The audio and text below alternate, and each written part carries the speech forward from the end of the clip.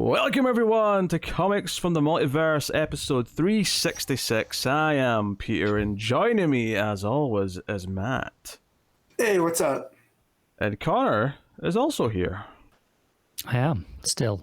You got a full house this week. All three of us are here for the third week of Night Terrors. We have many thoughts that will be shared across the duration of the show. My first thought is, it's only week 3.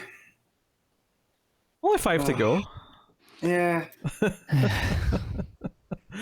So yes, this is a DC Comics podcast. We get together and we talk about the DC books we read this week. Coming up on this week's show, we have Night Terrors Superman issue 1, Night Terrors Nightwing issue 1, Night Terrors Wonder Woman issue 1, Batman Superman World's Finest issue 17, Hawkgirl issue 1, Tales from the Titans issue 1, the Vigil issue 3, and Connor's got a Patreon book, so he'll be talking about Tim Drake, Robin, and he thinks it's issue 9, although he didn't sound too convinced. I did double check. It was 9. Okay, all right, okay. You know, because there was an incident where you almost skipped an issue a few months ago. Mm-hmm. Yeah. We caught it. You know, luckily I could see it in your eyes that you'd made a mistake. Mm-hmm. And I did, and then I went and read the correct issue. And we got to the bottom of it, yes. But yeah, so welcome to the show, everyone. We also got a bunch of news, some various things, mostly from Comic-Con, which is ongoing. I actually Kind of weird. I was doing some double checking because I was really confused as to why the solicits weren't out yet. But it seems like they're holding them back until after Comic-Con because maybe there's another thing or two to announce. I know a bunch of them have already leaked. I don't know if they've announced all of them yet. I don't at least know. A few new titles. Because they got panels today, they got more panels tomorrow, so it wouldn't surprise me if there's a couple other things. But that's probably why they're later than usual. Because they could have been last week and they weren't. So I'm like, okay, it'll be next week. And then I was looking and I was like, oh wait, they're still not there. Like Marvel's is out, Images is out, DC just seems to be waiting. So I assume it's because of Comic-Con. They're holding back until everything's announced that they want to announce. But yeah, we got some news to talk about. Some things to get into, but I suppose I'll just start with some pleasantries. Matt, how was your 2 weeks, because you weren't here last week? I will say I've been to Hell on Earth, and it's called Lake Havasu, Arizona. No one ever needs to go there. It was hotter than here, and there's absolutely nothing to do. So, yeah. You know, I actually miss being on the show. Oh, well, that's nice. Yeah. Just a little bit. You never think that you'd miss your job from a vacation, but here we are. I mean, I wouldn't say you should think of this as a job. This should be something you're doing is fun, but yes. On weekends, I work overtime. This is definitely a job. So, because I got to be here at a certain time. Yeah, you missed the Danger Street, which was a shame. Yeah. You didn't have to talk about a bunch of shitty Night Terrors though. So no, one or two were all right last week. The Green Lantern one was rough though. That was that's the only one I read. That's the only one I read from last week because it was the worst one. Green Lantern. It was the worst one. Yeah, but I don't think you missed anything in any others either. No, I will say also I enjoyed Doom Patrol from last week. Oh yeah, Doom Patrol was a real fun issue. And what else? Danger Street was good. What else was out last week? Was last week Night Terrors 1? Yeah. The one was last week. Yeah, which I didn't mind that. The main Night Terrors book was all right last week. It's fine. Yeah. I like the ending of that. Yeah, I've yet to read Flash, and judging from your guys' reactions, maybe I just skip. If I was to recommend anything from last week, I'd recommend the Shazam one. I did read that one. That one was okay. So I did read that one. That's Mary Marvel, right? It was the best written one last week by far. No, I think the Zatanna one was probably the best of them all. It's still not like a must-read by any means. Mm-hmm. I mean, I have it. Robot Man's on the cover, so there's going to be some bright spot there. Yeah. That said, though, none of the tie-in issues have been anywhere remotely as entertaining as Batman yet. I'm not saying good. I'm saying it's entertaining. You're right. You're right. And I was hoping that Nightwing would be, and more on that later, because... Joe said I'd actually... I'm not getting into the book shit, but both Superman and Nightwing this week both gave me like a page early on that made me think, oh, this might be all right. I like this one idea early on. And then the rest of the issue just pummeled me into like oblivion. I'll be having very similar kind of like a roller coaster momentum through both of those issues later. I can definitely promise that my most enjoyed book this week did not have a Night Terrors. Oh yeah, I think that's safe. Yeah, me too. So, yeah. Yeah. So we all know you love Robin though, Connor. So like, let's. But anyways, yes, Hell on Earth. I didn't get nearly as much reading as I could because it was so hot. It was uncomfortable to do anything. So it was a lot of time spent in the pool, and you really can't read, in the pool. Sounds like the complete opposite weather to what we've had, or at least I've had rain. I've had rain all week. I had a bit of rain, yeah. It's been a bit of rain. Yeah, no, we had thunderstorms and a slight bit of rain, but nothing. But I even stepped out. Thunderstorms is kind of okay. You do occasionally still get those, but like this has just been. When you think of England rain, just that it's not even torrential, just that consistent, miserable, dull rain. That's all it's been all week. It was so weird for me. Let me ask you a question, Connor. Let me hit my conversion app right now. It's gonna be too hot, whatever it is. Yeah. So let's. Would you take that or 43 degrees Celsius? Oh, this. Oh yeah. Okay. Because I would gladly trade for a light, miserable rain. I know. Compared to the sun. I was. My mum was here this weekend. She was talking about my. So my brother's in Canada at the minute. Smart. And they went up to somewhere else in Canada. I don't know. They were visiting family, and all of a sudden apparently it was like high 40s, and they went, "Yeah, let's just go back." Do you know what part of Canada? Not a clue. Gotcha. Okay. Because when we were there last month, it was pretty warm too, and it's all I know is he's there. He was working as background actors in stuff. Obviously not right now. Yeah. Because no one is. Yeah. But and then they thought, well, we'll take a holiday to somewhere else in Canada while we can't do any work. Actually, not to be all correct to here, but there's a couple of A24 movies that are still going ahead, because it turns out the A24 production, that studio has nothing to do with the American Motion Picture Guild thing, so they're exempt from all of that. And so and because they're independent and they only spend X amount of money. Yeah, but didn't they already agree to all the terms? That's why they're like the unions are carry on working with them. Given the A24 are seem to actually just want to make films as opposed to all the big studios. Yeah, I mean I'm sure they like money, but they but that's not they're definitely an artistic first type company. All right, okay.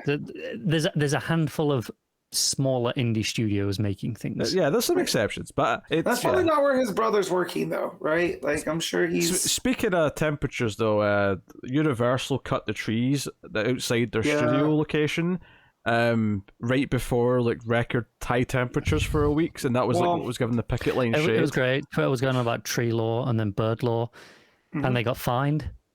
A whopping $275. Yeah. Oh yeah, Universal are going to be struggling after that. Yeah. Well, that was the punishment. Yeah. And if anyone knows anything about that area too, Universal gets unseasonably warm just by itself because of where it is in the hills. So on top of record heat, that's just a dick move. It should have been at least per tree. I mean, I know that's still not a lot by their standards, but it's something. I mean. Yeah, it does not matter. I mean, now that I know, I'm just going to go to LA and start cutting trees and then just leaving $300 behind. Right? Because if that's my only fine to cause some vandalism. Or you could just not cut trees. Just let's go to the premise of the joke. I just don't understand the joke. Look, That's if a Matt weird wants joke. to cut some trees, who are you to stop him? Look, I'm just saying I might subscribe to the Ron Perlman School of Negotiation. That's all. So... If you want to be a lumberjack, Matt, go be a lumberjack. Yeah. Okay. I'll see you guys later. I bet you it's a lot cooler than where I am right now. Depends what forest you're in, I suppose. Yeah. But no, it was at 8:00 this morning. It was already in the triple digits Fahrenheit. So I was like, I'm gonna go eat breakfast and go grocery shop. And I hate grocery shopping. So the fact that I agreed to go, that's just how miserable the heat is today. So, Connor, I'm sure would melt. Oh yeah. Mm-hmm. Yeah. Sounds about right. No. So very good. I suppose I should ask Connor. How's your week? It's been quiet. It's been rainy and miserable. I've been inside, and it's been nice. You still dressing like you're going on a cattle drive? Sure. Okay. I made Connor start watching Smallville again this week, so that's how his week's going. Yeah. You sound like such a privilege. I regretted it immediately. Yep. I started watching as I watched all of Jury Duty, which if you guys haven't watched, I recommend. I've heard a lot of good buzz. Yeah, especially fans of The Office. So if you like, the early seasons, it's very similar. I didn't realize the central premise of the one guy doesn't realize he's on a TV show. Yeah, it'd be like if The Office had one character who thought he was literally just working at a paper company. In an office. Right. Yeah. And so I didn't realize that. I thought it was just a Jury Duty version of something like The Office or Parks and then one of the ladies at work told me about it. So we ended up watching the whole thing in a sitting, and it's very, very good. So would recommend that versus Smallville, Connor. Yeah. And you're talking to a Smallville apologist. I really enjoy. I haven't gone back and watched it with adult eyes, mind you, but I defend seasons 2 through 5 for the most part, from memory. But sometimes, Matt, it would be wise to keep your mouth shut. Yep. Oh dear. No, I went to see Mission Impossible this week. That was a solid enough time. Not perfect, the villain shit and those other things, but solid enough. Sounds like a Mission Impossible movie. Yeah. Well, apparently, as those movies have been going on, I only just found this out, but apparently they were getting more improvisational with them. I assume not including the big action set pieces, right. But apparently this latest one was the most improvisational they've been, where they didn't have a finished script when they started shooting.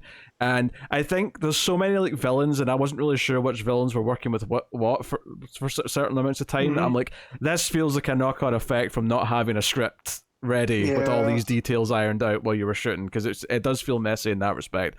However, the final 25-minute set piece is more Uncharted than anything that was in the Uncharted movie, so props to it. So is this the train sequence? The train sequence, yeah.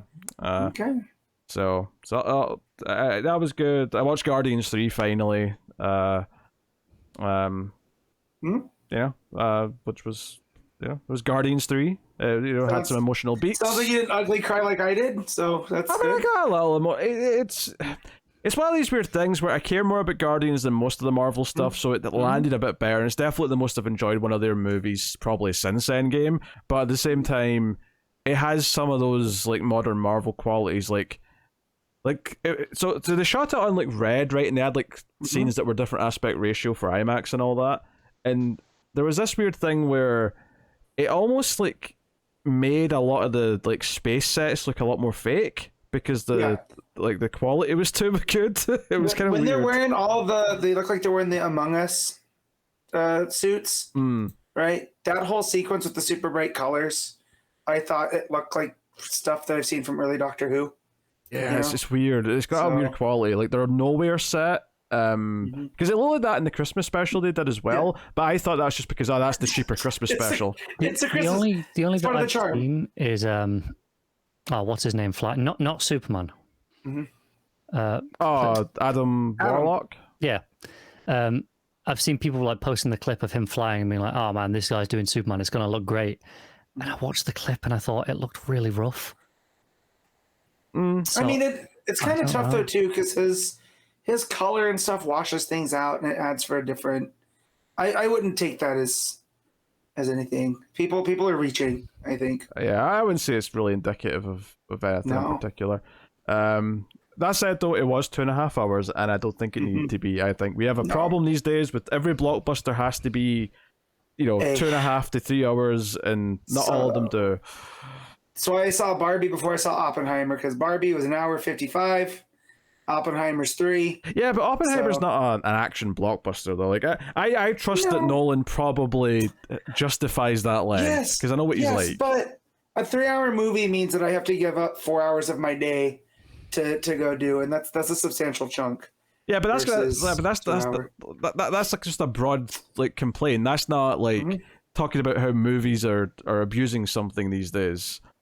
That's a little bit separate from that. Still think runtimes. I still think maybe it might be too long. 3 hours is a lot.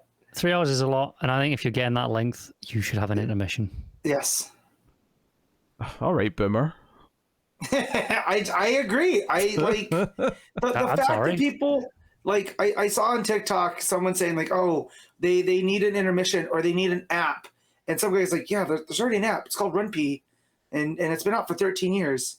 You guys need to get on it, right? So the fact that people are coming back around to this of like, we need a break if the movie's going to be that long, you know? Just want to get up and stretch your legs out after an hour and a half. Yeah.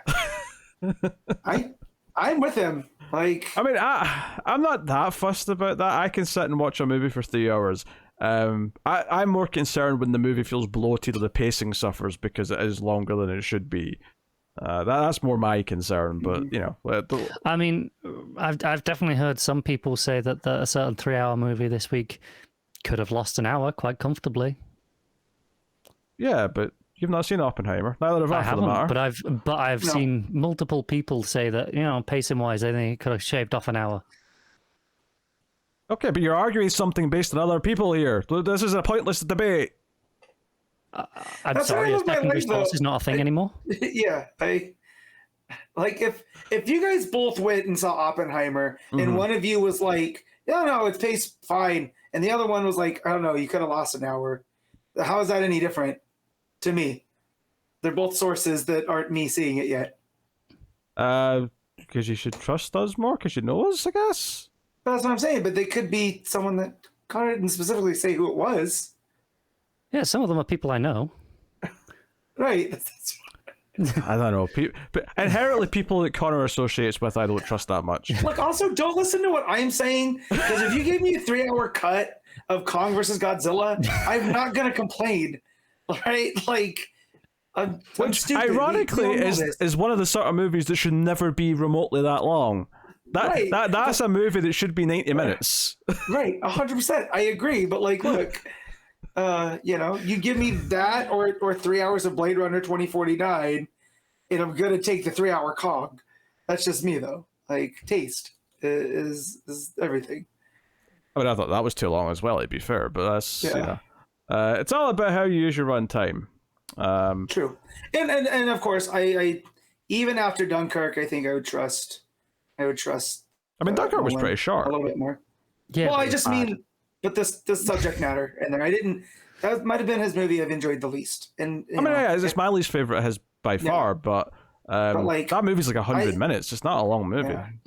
It felt long though. But that's different, though. We're not talking about things really. That's irrelevant to the conversation we're having. I don't think it is. We're talking about runtimes, man. Just, you can say that about any movie you don't like. Oh, it felt like 5 hours. Yeah, okay, it felt like 5 hours, but that's got to do with the movies being too long. If you would have told me that Dunkirk was 2.5 hours, I would have believed you. So I only saw it the one time in theaters. So I did not remember it was only 100 minutes. Oh, bloody hell. Yeah, it's only 100 minutes. I know that because I watched it recently. I watched all of Nolan's films, not including his Batman or sci-fi movies recently. Does Dunkirk hold up on a second viewing? Is it any better? I didn't like it in the first viewing. I felt the exact same the second time, so... Okay, so that's what I mean. So it doesn't like... You don't get anything more from seeing it a second time. Technically that's holding up. It held up exactly as I remembered. Pardon my phrasing. Is it any better the second time? And it sounds like no. For me, no. Okay. I would not say so. Because that's one of the ones, like, I'd rather watch Interstellar again than Dunkirk. Interstellar got better for me on a second viewing. Yeah. So I legitimately liked it more the second time. That one's one that I don't want to ruin the theater experience. Because it was such a good theater experience. I don't know if watching it at home would color it a different way. So, but yeah. So just let me know when one of you see Oppenheimer, because I'm going to try to fit it in after work later this week if I can. I'll be seeing it early in the week. I'm looking forward to it. Honestly, I probably would have waited to see it yesterday as well as seeing it next week, except for when I went to check tickets, all the good seats were taken, and I wasn't... Well, this is the first time, so when we were looking up the Barbie tickets, it was the first time that I've had issues, and we had to go to a theater we haven't been before. Honestly, So- both Barbie and Oppenheimer at my local theater, all the evening showings were sold out for both, and I have not seen that for a movie in a long time. I know. James told me he went to see Barbie the other day. He said he's not seen his local cinema that full in a long time. It's so funny because, like, you know, I've been talking to people, probably even on this show recently, about how underperforming the vast majority of movies have done this year, and I think it's really funny that as soon as we get to, you know, two movies that aren't sequels, Barbie's based on something, but Barbie's never had a big Hollywood movie before, and Oppenheimer's a standalone thing from a well-known director that people like. Immediately there's this like weird buzz, and there's the memes, there's Barbenheimer, and there's all that, but even just the even just the meme quality of that though just shows that people are excited enough to joke about it and like say, hey, I'm going to do a double feature of both of these weird movies that shouldn't go together. This is why though that movie studios can't trust meme marketing, because sometimes you have it like this where it pays off, or the other times was it the teens dressed in suits for the Minions movie? I'm not saying and they turned up and sold tickets. Let me make other times you have Morbius. Let me make it clear. I'm not saying either of these films are doing well because of that meme. I'm saying that meme was an offshoot of how much hype and interest already surrounded both of these movies. Yeah, I do feel like it wouldn't have been the same if they weren't dropping on the same weekend, right? If Barbie was coming out on a different weekend than Oppenheimer. I think they'd both probably do the same as what they're doing this weekend. That's what I'm saying. Yeah, I don't think it's like necessarily inflating. I don't know. I think that meme marking actually has had an impact. Do you think a few people who were only going to see one are now seeing both, and that's yes, I do. Okay, well, 100%. Fair enough. Maybe it has, but I know people at work, like a whole group of them, that planned a full day outing to go and watch both the movies and get a meal in between. Like, what a weird. But I do think it says something that we're at these, these two movies that are relatively original. And again, Barbie's not a new IP per se, and I guess technically Oppenheimer isn't either because it's based on it's a biopic guy. But you know what I mean? They're not like the seventh in a superhero franchise. They're not They're not the seventh Transformers movie. They're not stupid budgets, right? Well, Oppenheimer was pretty pricey, I think. But I mean, it wasn't cheap, but it still wasn't anywhere near some of the superhero inflated, as he's saying. I mean, it was $200 million, I think. But I mean, it's still less than some of these I mean, I know Indiana Jones was like $350 million, and that did not do well. Like Flash was like 300 and something. Yeah. And Flash is going to go down as the biggest loss for Warner Brothers in their history. Yeah. Right? Think about some of that, absolutely laughable. And actually, because it's going on streaming and stuff now, or like digital on demand, there's high quality clips of the cameos and stuff. Well, I won't spoil them because obviously I don't want to spoil things, but there's a very specific clip that you can now find on Twitter that's in high quality of all of the bullshit, and it looks atrocious. I thought I'm making the commitment that once it drops on Max, I'm watching it. So they'll try and tax rate it off. Look to my Twitter feed because I will be live tweeting that. Oh dear, 100%. We should probably organize something. Well, actually, so anyway, movies. I just really quick. I want to drop. I can't remember if I heard it was Mission Impossible or Oppenheimer, but because of the IMAX, one of them has, because of the length, it's an 11-mile. It's Oppenheimer. Okay. Something like that, it's an 11-mile IMAX reel that they had to make specialty. It doesn't fit on the plaza. So they had to. So theaters had to bring in specialty equipment to show it. Well, for the ones that. There's actually a really small percentage of IMAX that actually still show actual IMAX film. Right. Most of them have switched to just being digital and just project the digital version of it. But for the ones that are still operating as classic IMAX or 11 miles. Think about that. Well, that is wild. I feel like I don't have like context for like. I mean, I'm sure it is wild, but I've never really talked about film and the length of the film reels before, so I don't really have like enough context. The film reel didn't fit on the pla. That tells you it's huge, right? Yeah. Tells you Nolan's got a big appetite. That's what that tells you. For sure. Just think what 10 miles. I only work 4 miles from my job, and it takes me 10 minutes to drive there. So now times that by 2+, and that's just the length of the film in one direction. It's crazy to me. Sure. Just when you think of stuff on that scale. But so, again, if you got a ball of string and you unravel it all in a straight line, how long is that? I mean, it's not 10 miles, but it's a lot longer than... Depends how long the string is, doesn't it? Yeah. What a diplomatic answer from the ginger cretin over here.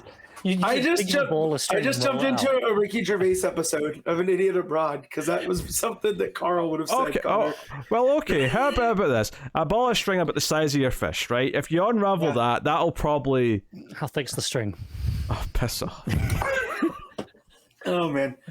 This is how excited we are to talk about Night Terrors, guys, we haven't hit Comixology top 10 yet.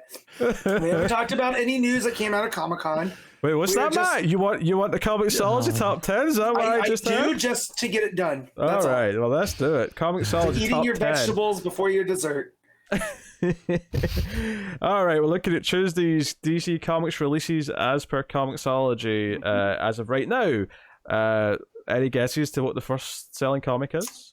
Connor, do you have a guess? I think there's a possibility that it's Hawkgirl. I saw a lot of hype for that on my Twitter. Okay. I'll say World's Finest to go with the Waid factor. Oh, well, one of you's right. I'll say that much. Okay. Would you care to place a wager on this that will make one of you... It's Comixology top 10. I don't think either of us actually care that much. ...be punished? I'm just saying, maybe... I don't know. What could Connor's forfeit be, Matt? He's already caught her. How worse can it get? Yeah, World's Finest is number one, and then number two is Hawkgirl. So that is the 1 and 2. So yeah, that's pretty good for a mini series for.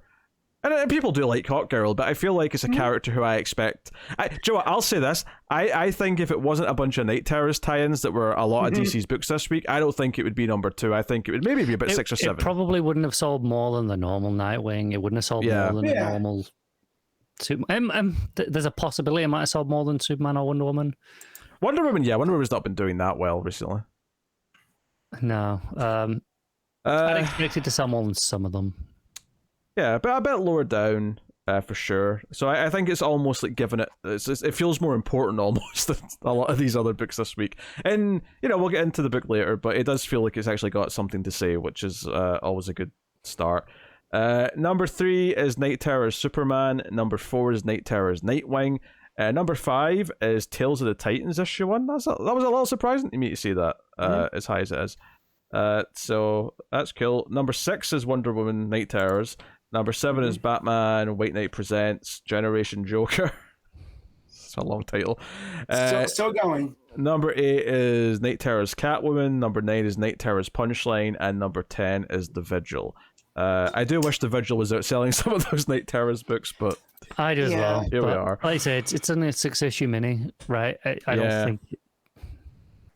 It'll be fine. We probably won't get any more of it, unfortunately. I think it's going to get extended. However, I do see those characters popping back up in certain things. So I mean, especially with well, we're not at the news yet. Shut up. Shut your filthy ginger mouth. All right.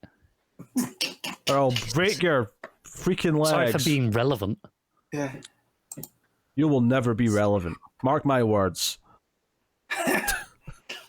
That's a hell of a threat. Well, he's not going to be here next week. I need to be extra mean to get out my system. Oh no, I'm going to miss some Night Terrors books. What a shame. All right, let's look at Wednesday. What do you think the number 1 selling book from Wednesday is as of right now? X-Men Red. Oh, Matt's right. You got it in 1. There you go. X-Men Red. The first X book I saw. Yeah, number 2 is Big Game issue 1, which is a Mark Millar book. So there's that. Oh boy, number 3 is Blade issue 1, which is notably by Brian Hill. Obviously, he was at DC for a bit. Comics again. Yeah. I did not realize that was out. Oh, and Casagrande on art, so it probably looks great. Yeah. Number 4, we're back to non-Marvel. Nice mixture this week. We got Void Rivals issue 2 by Robert Kirkman. Okay. Number 5 is Moon Knight City of the Dead. Number 6. Issue 1, yeah. Yeah, number 6 is Guardians of the Galaxy. Number 7, we're back to non-Marvel with Power Rangers Unlimited. So that's neat. There's a nice mix of like non-Marvel stuff in the top 10. This is judging off of the League of Comic Geeks. This one's all over the place. So yeah. Number 8 is New Mutants Lethal Legion. Number 9 is Something is Killing the Children. So yeah, back to some non-Marvel for that. And then number 10 is Black Panther issue 2. So yeah, very mixed top 10 there. I was like, what, 4 out of 10 were non-Marvel? So, very good. Always happy to see it, yeah. So, yeah, not much to add there, really. Interesting. So there's a couple of fairly big non-Marvel books that didn't make it in as well. So it's interesting the ones that did. I don't think like Void Rivals is too much of a surprise, just because Kirkman sells, obviously. But something like a Vicious Circle, I thought maybe that could have snuck in, or there's a new Star Trek book that started this week, like interesting. Scrapper, which is a new book from Cliff Bleszinski of made like the Gears of War games. Cliffy well, B. Some notable like titles that are still out this week that didn't show up. I'm glad you said Gears of War, because in my head, I think I mixed them up with Randy Pitchford there for a second, and I went, that Borderlands douchebag. And it's not him. No, not him. Yeah, that Borderlands movie apparently is in development hell. Like, they finished shooting it like 2 years ago, and they're trying to patch it together in post for a next year release. Anywho, that's ComiXology Top 10, everyone, so hopefully you enjoyed that. So we'll start off news-wise. I'm going to skip to the movie stuff first, and then we'll get to the comics, just because we were talking about movies and box office before. I just think it's a natural lead-in into this stuff. So 2 things, really, here that I thought were worth mentioning. So a couple things about Aquaman 2, right? Not that we're that excited or care about it, but they're both interesting from an analysis point of view. Until this news came out this week, I forgot it existed as a movie. That is a very valid point to bring up. So number 1 is that it might get delayed, not because of anything to do with that, but it's just a case of the studios maybe delaying things that they've got planned for later in the year to spread them out if the strike is going to delay a bunch of productions for later. So they're going to try the highest profile one was Dune. Yeah, so they're going to try and maybe possibly, they're not officially done it yet, but they might spread out what they've got available to actually release further out. Tells me they're expecting this to go on a while. It does tell me that. But the other thing here that I thought was more interesting to talk about, and this just shows you how messy the DC movies have been behind the scenes and like all the changes that have been happening. So there's been talk in the past, and we kind of knew this to an extent, that there was scenes of both Ben Affleck's Batman in Aquaman 2, but also cameos from Michael Keaton's Batman. And the way this worked out is that originally this was coming out after, and it still is obviously, this was coming out after The Flash reset the timeline, and technically Michael Keaton's Batman was supposed to be the Batman remaining for the universe, right? And that was also going to be in Batgirl, right, which obviously never came out. So they had cameos in Aquaman 2 from Michael Keaton playing Batman. And then things got delayed and shuffled around, and all of a sudden, at one point, Aquaman 2 was scheduled for before The Flash. So they took out all the Michael Keaton scenes and filmed scenes with Ben Affleck's Batman in their stead. And they've taken all those out now, because obviously we're post-Flash again. Now, they've not put the Michael Keaton scenes back in, because now the thinking is that there's no point in like doing cameos and connections that seem like they're building up to something when it's dead, Jim. We're starting again with Superman Legacy. The fact that they can just remove the scenes and it have no impact whatsoever tells me a lot about the importance and relevance of these scenes to the overall movie. There was new reshoots that maybe were patching up things that maybe it did affect, but yeah, it's possible that they just took them out and it didn't really matter that much. But I just thought that was interesting from a messy standpoint. As someone not a fan of that, less Batfleck the better. So, some things where I don't think he's a bad actor or a bad Batman. In terms of his acting. Yeah, I don't like that version of the character. Yeah. Yeah. The other thing here, and this I feel kind of bad for it. Like with Flash, I was like rooting for its failure almost, basically because of it. Because everything around it, like there was a lot of reasons to be rooting against it. So it feels like just desserts that it's going to be like the biggest bomb Warner Bros. Has had in a long time, if not maybe ever. But sadly, this is sort of like leaning into Blue Beetle, which is currently tracking for, and I did a double take when I saw this. It's tracking between 12 and 17 million for its opening weekend, which is horrific. That's not a blockbuster. That's like, that would be good for like your $5 million costing horror movie that you're putting out. You'd be like, oh yeah, nice little 17 million weekend. That's quite good. For a superhero movie that cost, I mean, this wasn't as expensive as some of these other ones, but I still think this cost upwards of 100 million. So yeah, this is pretty bad for Jaime. A budget for it? I don't know if we do. I'm just, but I want to say I saw that it cost like Google 100. is say there's a reported budget of 120. Yeah, okay, that sounds about right. Yeah. So well, it's a shame because that's the most hopeful I've been after trailers. Has been for those Blue Beetle trailers because it looks fun. It looks like a matinee on a Saturday, type movie. So it's just that weird thing where they're trying to launch a character that most people won't know, which you can do when you've built up trust. But if the one thing that the DC movies have done over the last decade at this point is that they have eroded trust with the general audience as far as quality and confidence goes. Oh, we're building up to something, we've got a plan. No, you don't. The plans change like every other movie, basically. Yeah, that's what my brother pointed out when we got the trailer last night. He's like, well, wait, so is this going to matter in the long run with James Gunn? I was like, probably not. I mean, James Gunn's been saying that it will, and he's technically going to be in the new universe, but I've got a funny feeling that when the movie bombs, that'll quickly just disappear, and you might not ever see him again. Yeah. Maybe. James Gunn has done things before, you know what I mean? Like, who knows? We build up to Justice League and Jaime's there. I wouldn't be that surprised. But yeah, it does feel a bit superfluous. I mean, maybe they'll give him effectively a cameo in the background or something, but I doubt you'll get another solo Blue Beetle movie with this performance. Well, and then also if you're telling me we're going to be getting a Blue Beetle movie to begin with, I would be like, wait, what? It was always a weird choice, not because I don't think it should exist. It's actually great that a character like Jaime can get a movie, but it was a weird choice because you've not nailed any of the major characters yet, and you're jumping to it's very unlikely. Yeah.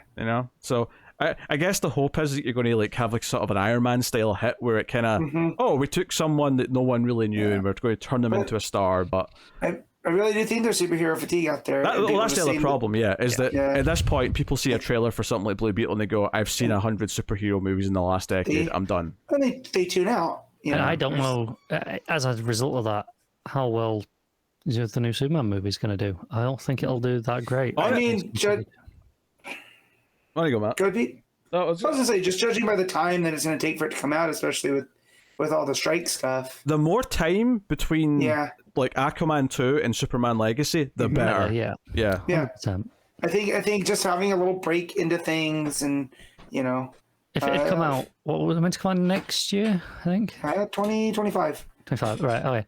So, if it had come out then. It was going to come out in 2020. If it had, I just didn't see it doing that well, despite being a new start, despite that they'll mark it as, James Gunn, creator of, the Guardians movies. They'll flash that everywhere.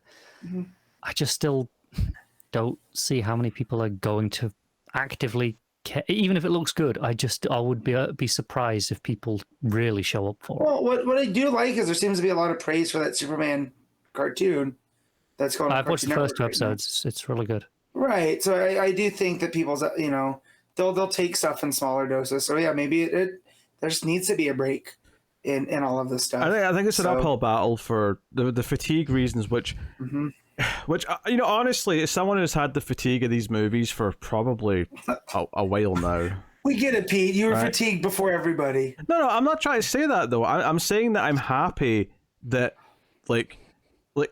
I want the studios to realize that they're overstretching it, because I want them to change course. I want them to start doing different things. So I'm happy that the greater populace is responding with not going to these movies as much, because it's them going, oh shit, we have to actually do something. You know, Disney's even feeling it as well this year. Like, you know, Guardians did all right, but the other stuff didn't do that well. And fizzled. I don't know if Marvel's is going to, you know, do spectacular. It's probably going to be similar to Ant-Man, I imagine, maybe a bit so better. Weird how they dropped the trailer at just like 9 p.m. on a Thursday. along with the McDonald's branding that was meant to come out when the movie did. Yeah, it's just wild that, you know, them milking the same cash cow over and over again. Like it took longer than I think I thought it would for it to like hit this bubble bursting, but it definitely did get there eventually, and it's inevitable. I mean, they did it in record time with Star. I couldn't believe how quickly Disney made Star Wars a brand that wasn't a surefire success anymore, because it felt like that was impossible when it was first coming back. Yeah, for the general public, but I still get way too much Star Wars information than I need right now. I mean, but you're paying attention. I'm saying the fact that Solo came out and did lukewarm, right, compared to what Star Wars movies feel like they should be making every time, just based on how big of a brand it was. It's like, no, you can devalue your brands. You can do that. Solo in particular is such a weird one because if they hadn't doubled the budget by reshooting everything, and you know, it would have been borderline starting over with a different director halfway through production.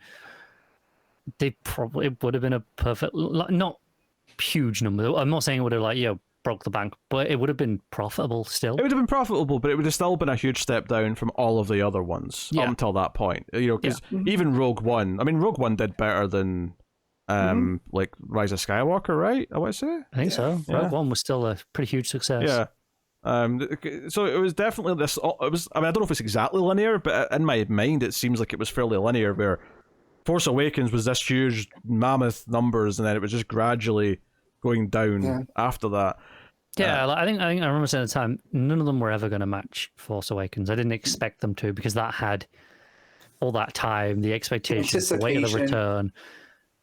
I know people expect numbers to go up over a trilogy, but I think that one had, because it didn't start as a nothing entity. You know, it wasn't like, oh, well, we're going to start from scratch with this movie. It was always that one had the expectations, and we'll go down from there. Yeah, and I think you combine that with a lot of these movies, not so much the DC ones, this is more of a Marvel thing, but they've all kind of like homogenized into the same look over time, and they've all got like really simple direction. You know, that's definitely not helping either, because they're all feeling kind of stale. You know, because I don't go opening day anymore, and so I remember having to dodge spoilers for stuff. And now it just seems when a Marvel movie comes out, I don't have to worry. Yeah, because no one's talking about it anymore. There's like not a lot of buzz on stuff, so it's same with the shows. Like I haven't seen Secret Invasion over yet. No, there's still 2 episodes left. 2?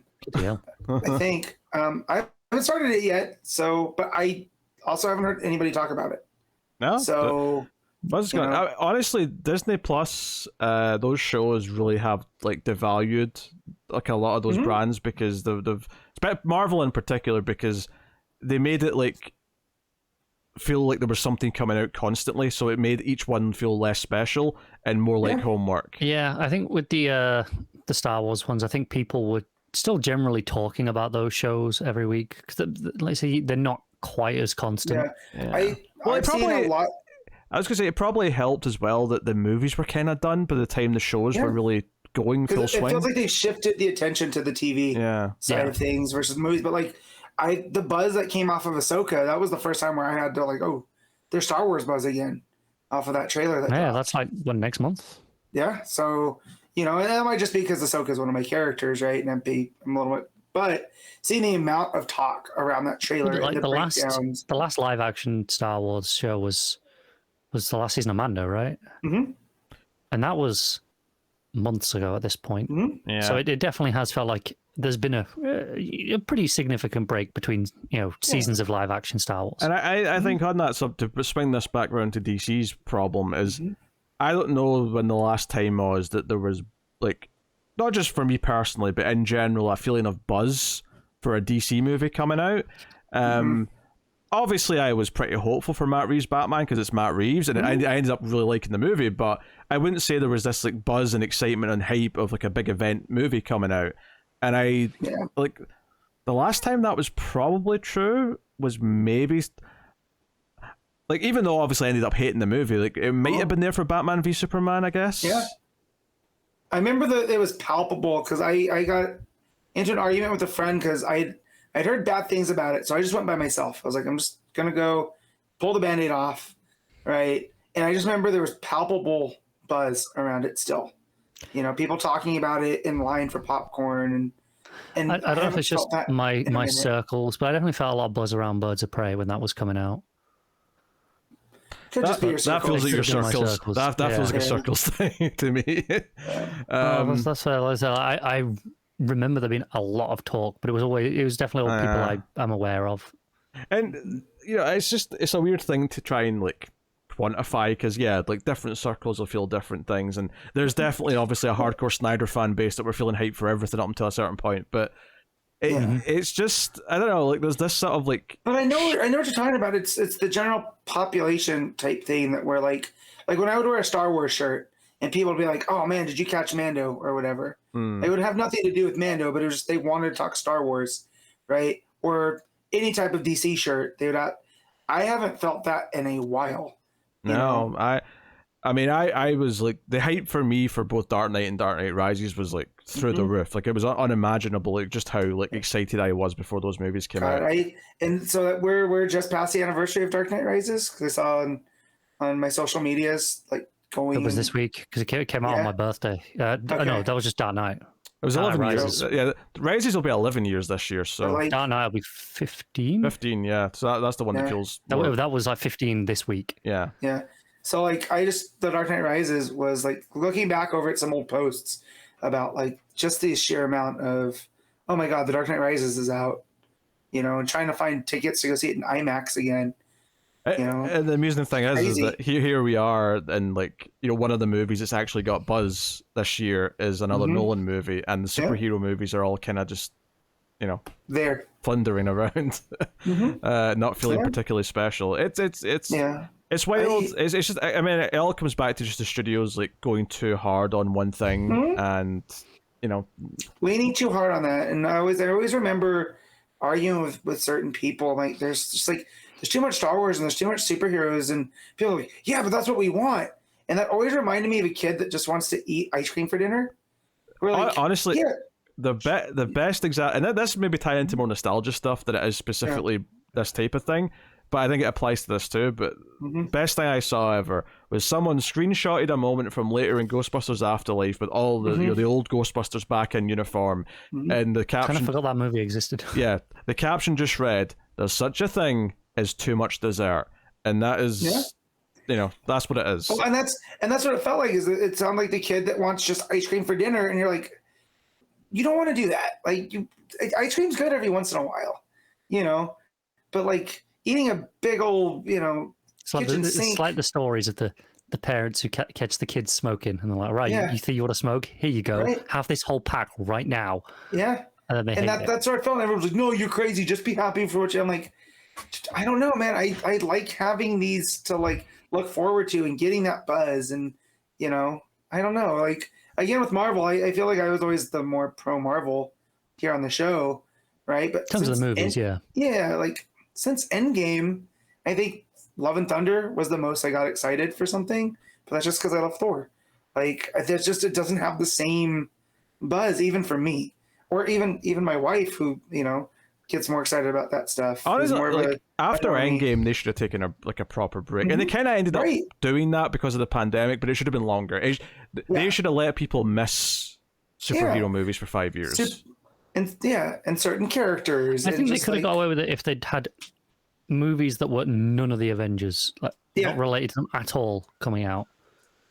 Like, and only that, like no Thor, like no nothing, even like. But most of them weren't though, right? Because like.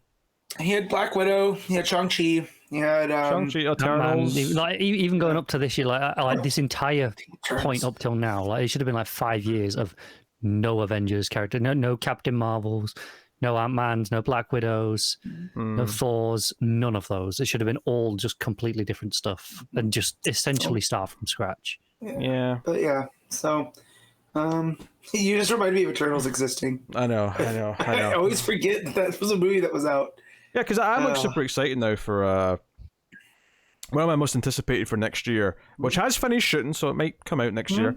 is the new Alien by Fede Alvarez, who did the Evil Dead 2013 movie. And part of that's because I love Alien, but more so it's because I like Fede Alvarez and I like his movies. So, I'm pumped for that. Partly because I just got a good Predator movie for the first time since, Well, and there's been enough time between the second Prometheus. The second Prometheus. Yes. I forgot the name of it, that's why. You could have just said the last Alien movie. Yeah, but like what? But to me it was more of a sequel than... What was the name of it? Alien Covenant, Matt. There you go, Covenant. I forgot it even was an Alien branded. I mean, it's not even really been that long since then, like in the grand scheme of things, but it's a sort of thing where one Alien movie every 4 or 5 years is a lot more palpable, even if some of them are misfires, versus 3 movies in a universe or 4 in a year even.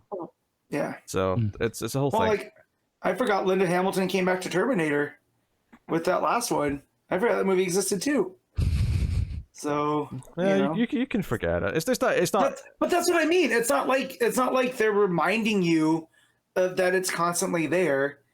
So if another Terminator were to come out in 2 years, then it would be like, okay, it plays. Isn't that what they tried for like the last 4 Terminator movies? I think so.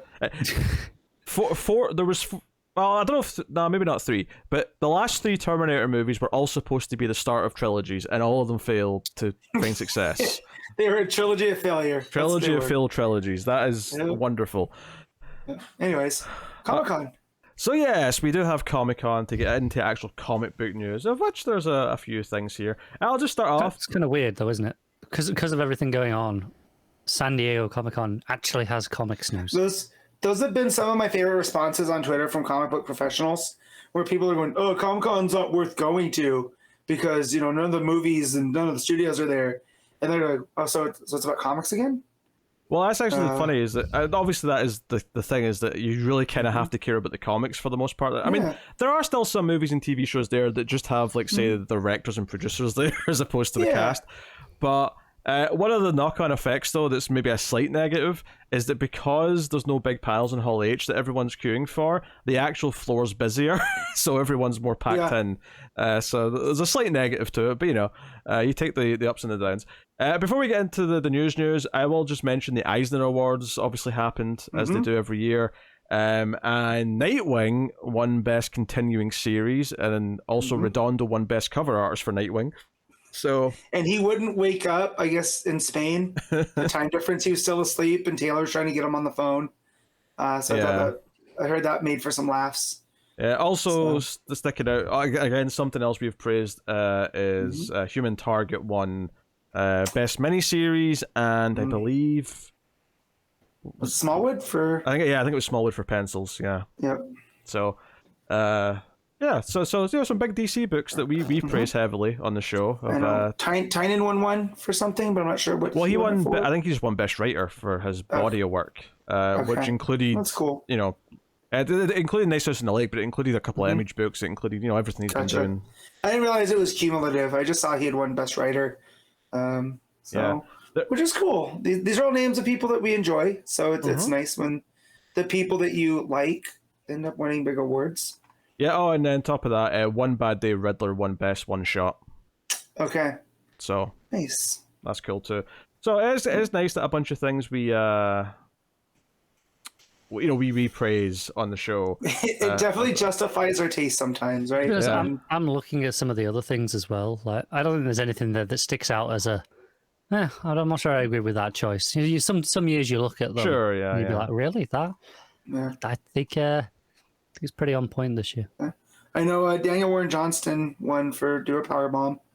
It was in a best. It wasn't like a best mini, but it was like something along those lines. The only one that I maybe disagree with is Zoe Thorogood not winning Best Writer Artist for It's Lonely at the Center of the Earth, because that's pretty phenomenal.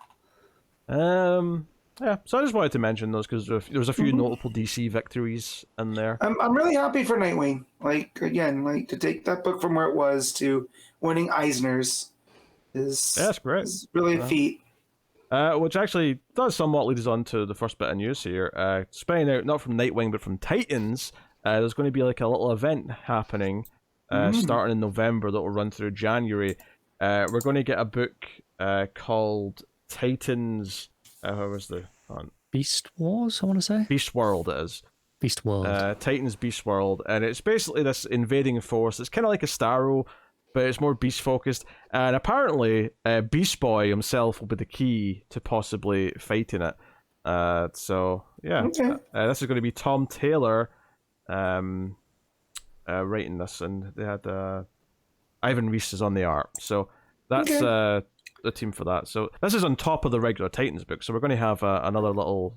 I assume they'll be tying into it as well. I imagine Nightwing so. and Titans, respectively. Yeah, and not only that, issue 4 of Tales of the Titans, which just started, is going to also set up a little bit with Beast Boy in that issue. That's going to factor Is that in. the Beast Boy issue of that series? Then? 'Cause I know it's. So each issue of that is a different member. Yeah. But there is only 4 issues, so that's the last one. So they're using that to sort of maybe establish some Beast Boy stuff that might be relevant in the story as well. So this is cool. I mean, I appreciate that it is just it's basically just a story that involves the Titans and focuses on Beast Boy that is going to live in conjunction with the Titans book, as opposed to Night Terrors where every book's stopping and we're getting all these tie-ins. So yeah, I mean I'm optimistic enough for this. I have no reason to feel anything negative about it, to be honest. Yeah.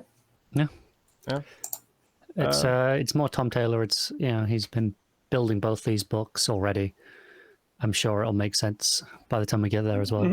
Yeah, and it's it's only running till January, so it's 3 months. I don't know if they actually say in here if it's only 3 issues or if they're doing like a 2 issues per month thing. But I will say some of the pages of art that they've got here, down at the bottom of the article on Comics Beat, they look quite good. So cool. Yeah. It'll look like a DC thing if it's Reese on art. So I'm sure we'll find out more in the solicits next week as to how many issues it is. Yeah, probably. Yeah, they'll probably be more specific than that. So there you go. Or maybe it'll be one of these things where there's an alpha and omega and 3 issues in between. So they'll. I hope not. They'll kind of double up on the first month. Just name it 1 to 5 and get it under. I know. You know, I agree with that. I can't be arsed with all this bullshit naming either.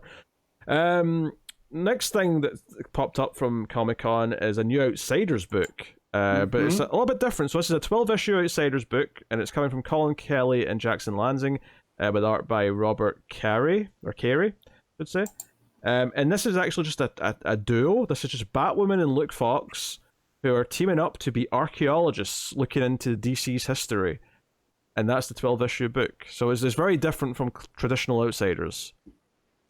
Yeah, you had me at Outsiders, and then you said, Lansing and Kelly. I'm like, okay. I think they've also said there's going to be a drummer from Planetary. It's going to be a character in it as well. I don't know if she's going to be like part of the main team or if it's just like... Connor, you say drummer, all I hear is Expanse. I know, I do the same as well. Yeah. But I was going to say, and then I hear Batwoman and Luke Fox. I was like, okay, archaeologists of DC. All right, let's go back up. But they will I don't know look what you at call what it, fell through the Outsiders, cracks of though. continuity. I mean, Batwoman's definitely an outsider. Like, just not as like a team member, but as a broad use of the word in the DCU. She's never felt like she's just one of the Batgirls. She always felt like she is an outsider who's kind of like on the fringe. But I feel in DC that's a loaded, term. It'd be like calling a team Titans, but not having anything to do with, what we associate the Titans with. So it's a more literal use of the word as opposed to the traditional use of the title. Yeah. To be fair, though, it's not like they're calling it Batman and the Outsiders. One, because it wouldn't fit, but... Look, am I going to read it? Am I going to have issue 1? Absolutely. So, I'm here for this. Yeah, I'm not surprised. Another book that was announced, did not see this one coming. This is Justice League versus Godzilla versus Kong. Which is a mouthful. Which is great news, because it means we can all watch King Kong lose again. So, that's delightful. We're just going to watch Matt get angrier and angrier at every issue. Godzilla's going to bitch slap him, then Superman's going to bitch slap him, and he's just going to keep going down. Excuse me, Superman has a history with large ape creatures, and he takes care of them, so I think Superman and Kong will be friends. Thank you. You're hoping your sad little man's fan fiction. Look, how often has King Kong been the villain? Not much. How often has Godzilla been the villain? When was the last time you watched All the King Kong time. 1933, Matt? It's been a while. There's a moment in that movie, it shocked me the last time I watched it, where he's in New York and he's like climbing up the buildings and he's looking for the main lady, right? Because he wants to find her. And he goes past an apartment, he pulls out a woman, looks at her, realizes that it's not her, and just throws her over his shoulder and keeps climbing. That's great. That's Matt's Kong. It's really funny. But it's evil. It's not a heroic move. Is it evil? Is it evil or is it careless? I would argue it's careless. It's reckless. There's no malicious will there. Yes. Anywho. Look, it's Brian Buccellato, who I'm a big fan that's of. what I was going to say. Brian Buccellato writing with Christian Duce and Luis Guerrero on the art. Yeah. So, there you go. You know what is it? Look, I like Godzilla. I like the Justice League. I'm going to be there for that. It sounds fun. Yeah. So, it's fine. So that's the thing that's happening. Probably more about that in the solicits as well, I imagine. And that was everything I had. I don't know if there was any other little things that stuck out. There's two more things that are they've leaked from the DC Connect issue that were all presumably to be announced this weekend. Just some of them haven't had the official announcement yet. Yeah, it's also worth mentioning we're recording this on Saturday. There's still more panels today and there's panels tomorrow, so it's entirely possible there'll be a few things that happen that have not leaked that we'll find out about and talk about next week. So we've got Amazon's Attack, which I believe is a mini series. I could be wrong though. It sounds like one. Wait for more details on that. It's by Josie Campbell and Vasco Georgiev on art, and it features a team up of Nubia. Who else we got here? We got Nubia, Wonder Girl. I'm blanking Which on her one? name. Cassie? No. Donna? The other one. Nope, the other one. What's her name? Yara. The Brazilian one. Yara. Yeah. Christ. Yara and Mary Marvel's in there as well. Hey, let's go. And Hey. obviously, Josie Campbell just wrote that Mary Marvel mini. Okay. So, No, I mean, I was already on board because she was writing it, but the fact that Mary Marvel's also on the team has made me even more interested. So go on. Well, and more on Josie Campbell within that realm later. Well, yeah, but she's shackled by night terrors, so I'm not gonna hold this week's book against her. I'm not either, and that's what actually we'll get there. and there's one more thing that I think you will both be you'll be excited about and frustrated because it's just a special, not an ongoing or a mini. But this is a Supergirl special by Mariko Tamaki. Hey, let's okay. go. Oh, come on. Okay, right. Yeah, and Skylar Partridge on art. Yeah, lead into an ongoing. Come on. This is it's time. I'm hoping this is along with like what's happened with the Power Girl book, where that's getting a book coming out of it.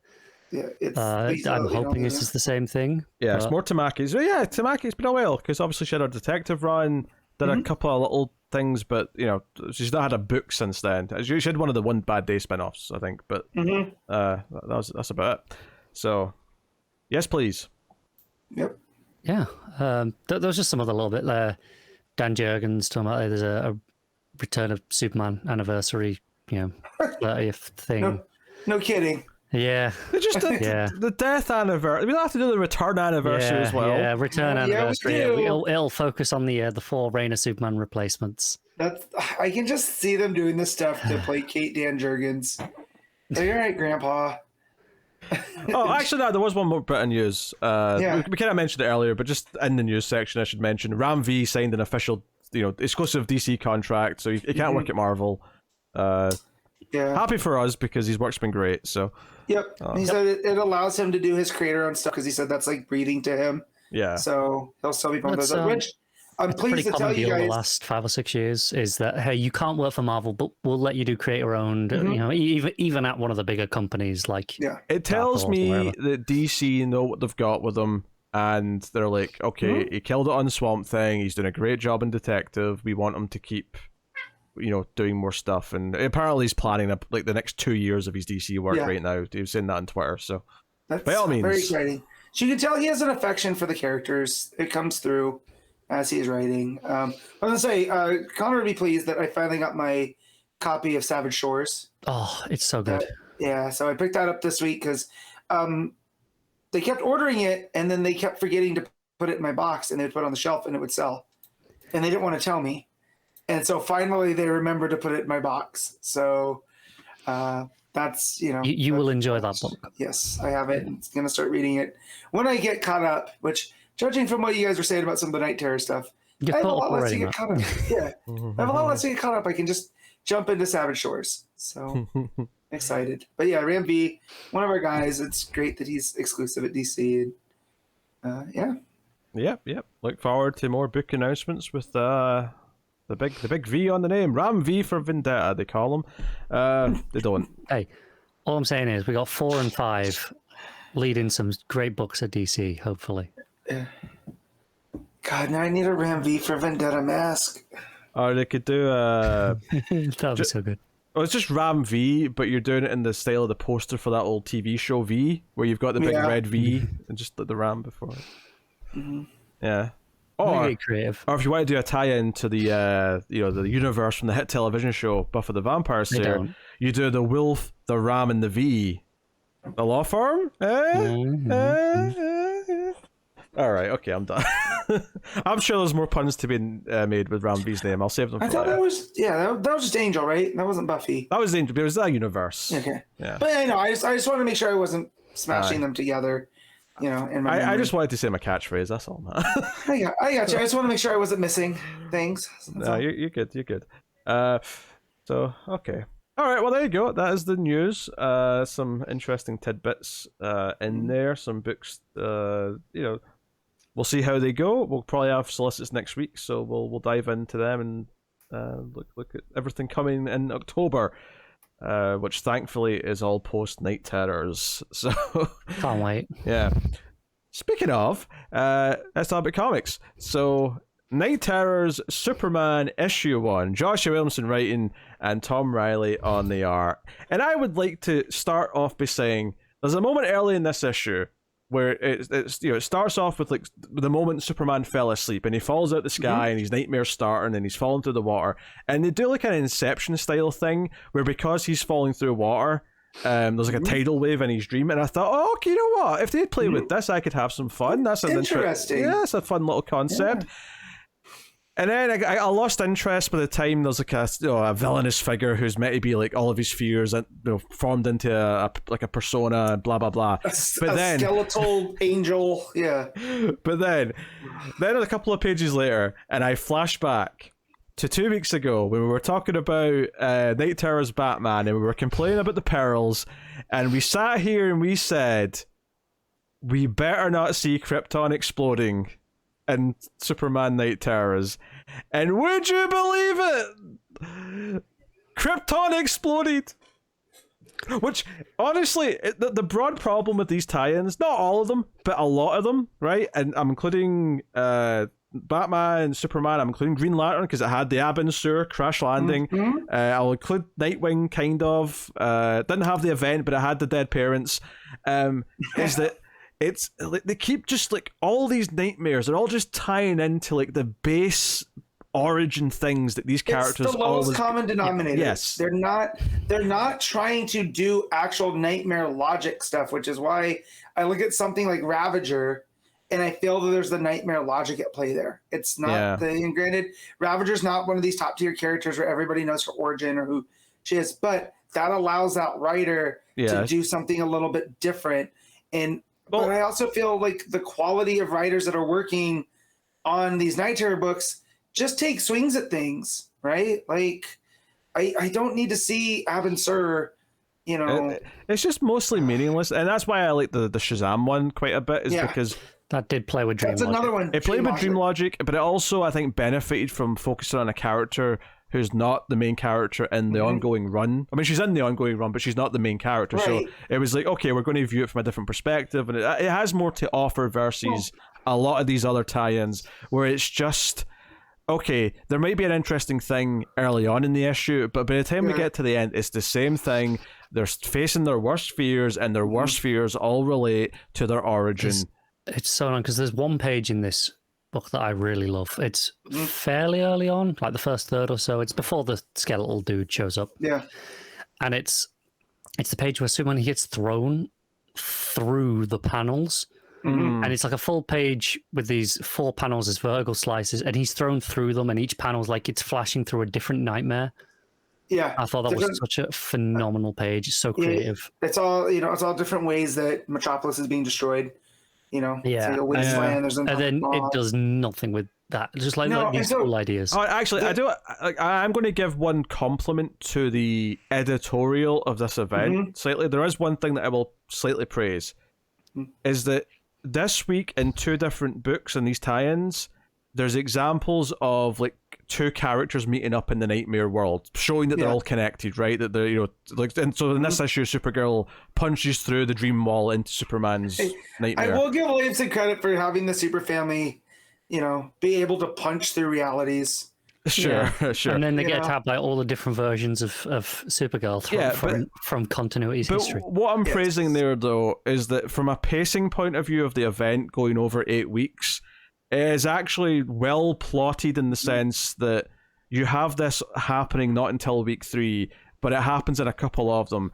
So it feels like some of them are syncing up quite well in that sense. And also, if you're only reading some of them, there's a good chance you at least read one of the ones where 2 characters meet up from. Well, and this feels, because nightmares. It's Williamson, it feels like there's more, not at stake, but what's the word? But it's more important. Let me make it clear though. That is the extent of my positivity on this. No, I will say I like the art here. I like the art a lot. Oh yeah, the art's good, but that's like a separate thing. Yeah, okay, but writing wise, there are some things I did like. The whole idea of like it's that this feels like it should be more fear based and not just nightmare, right?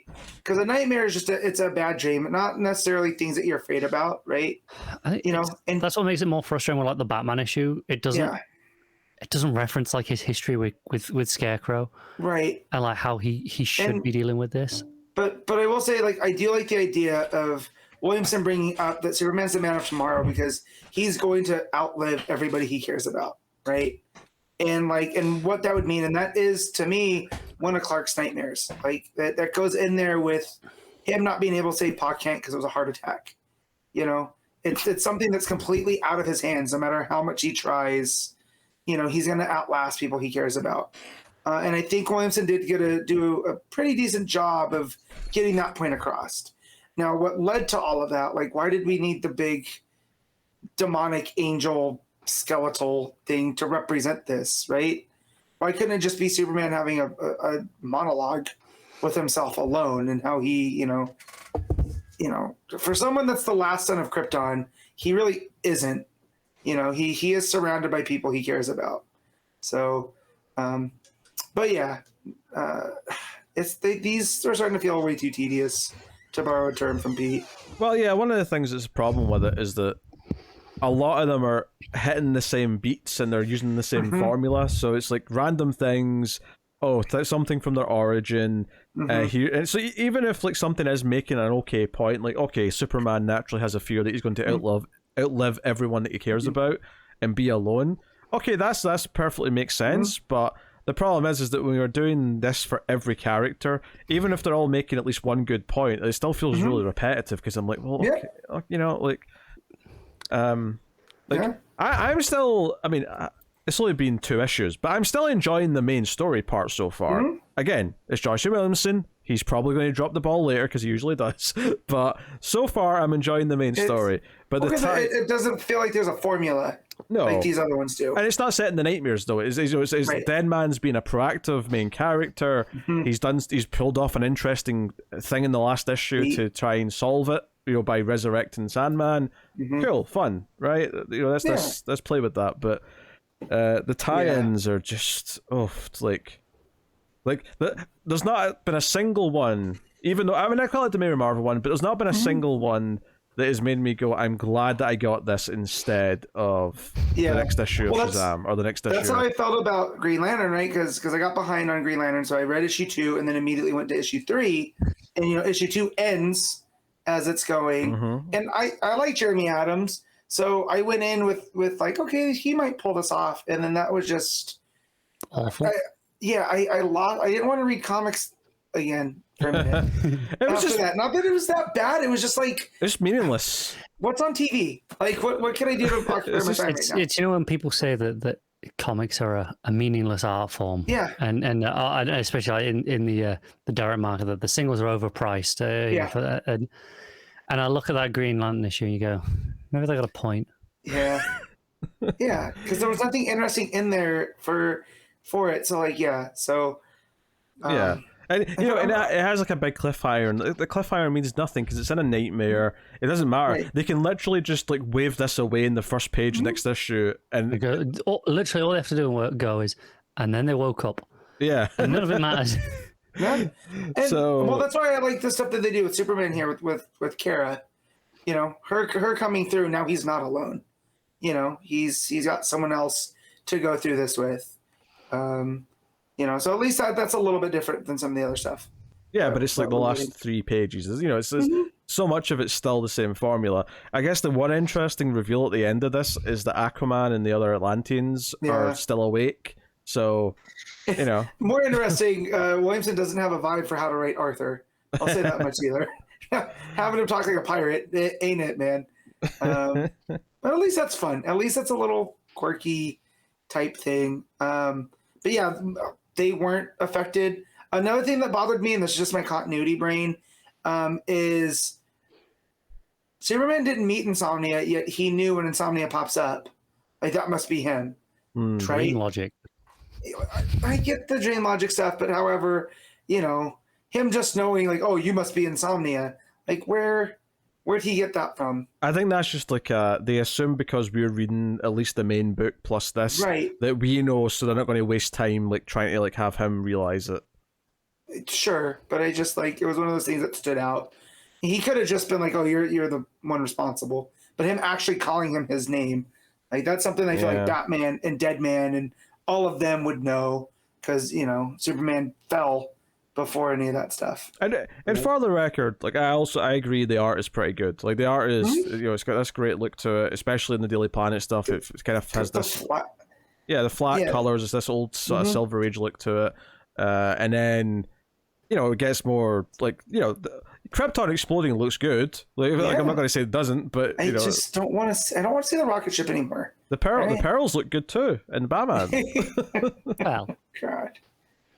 Oh, God. I was explaining that issue to my wife, and she thought the pearls were hilarious. So at least, again, to a normie with zero context, it's, you know, it's still ridiculous. Hey, Batman was more enjoyable to read than this because Batman was funny, right? It wasn't good, but it was funny.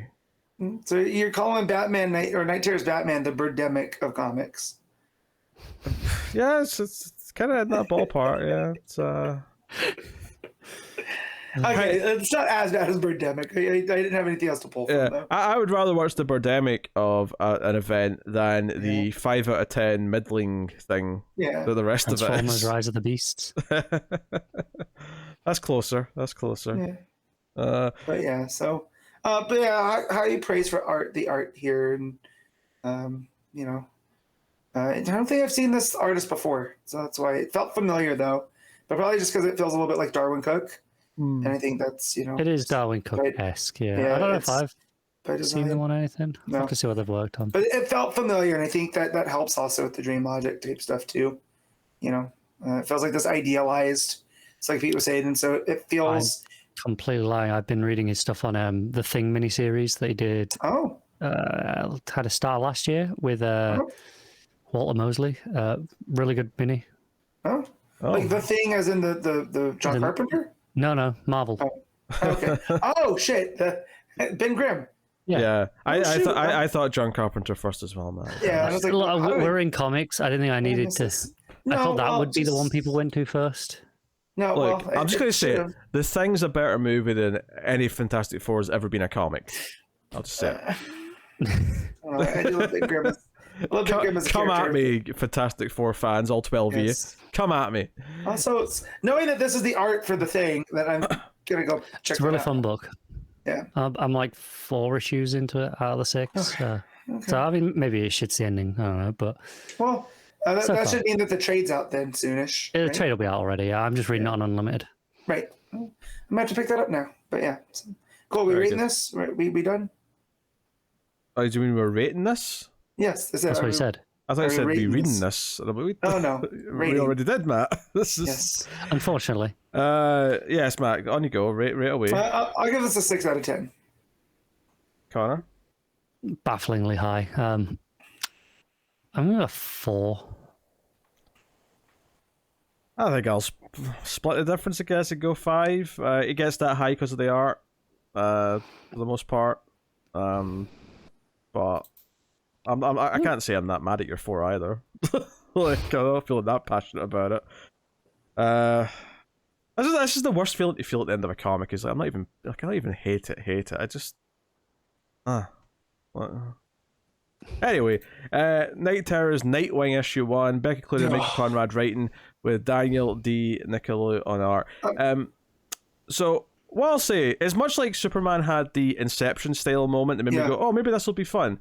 There's a moment early on in this where, so the plot of this is that Nightwing's been thrown in a cell at Arkham Asylum for something. We find out much later what it's for, but he's been brought into a cell in Arkham Asylum, and there's a moment where Two-Face in the next cell references, oh, at least I'm not in there with him, and Nightwing looks around and goes, but there's no one here, and I thought, oh, maybe if they just made this a cool little horror story where there's something in his cell that you can't see or something. Or he's like Two-Face, where he has an alternate personality he is unaware of, and Two-Face is referring to Nightwing, right? Something different. Whatever, yeah. I bet, I was getting like a horror vibe, and I was like, yeah, okay, I could maybe get into like a horror story. And then from that moment on, it just went downhill. And so I almost didn't read this because I had a conversation with Connor last night about. Sorry. Yeah, that's okay. Why would you do that? Never do that. I didn't tell him not to read it. No. So I was telling him, like, he was asking if I was going to read the Starfire book. I was like, of course, it's Starfire.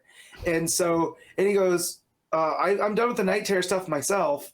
And boy, was that an experience, especially Nightwing. And then so that primed me to be like, do I need to read this? And then on the way to breakfast this morning, I banged it out on the car ride. That might have been the only improvement, as I almost got car sick. So at least, I was feeling something. You shouldn't read and drive at the same time. It's not. I wasn't driving, just so you know. The car was on auto drive. All right, we made it there safe. So, but yeah. Yeah. So.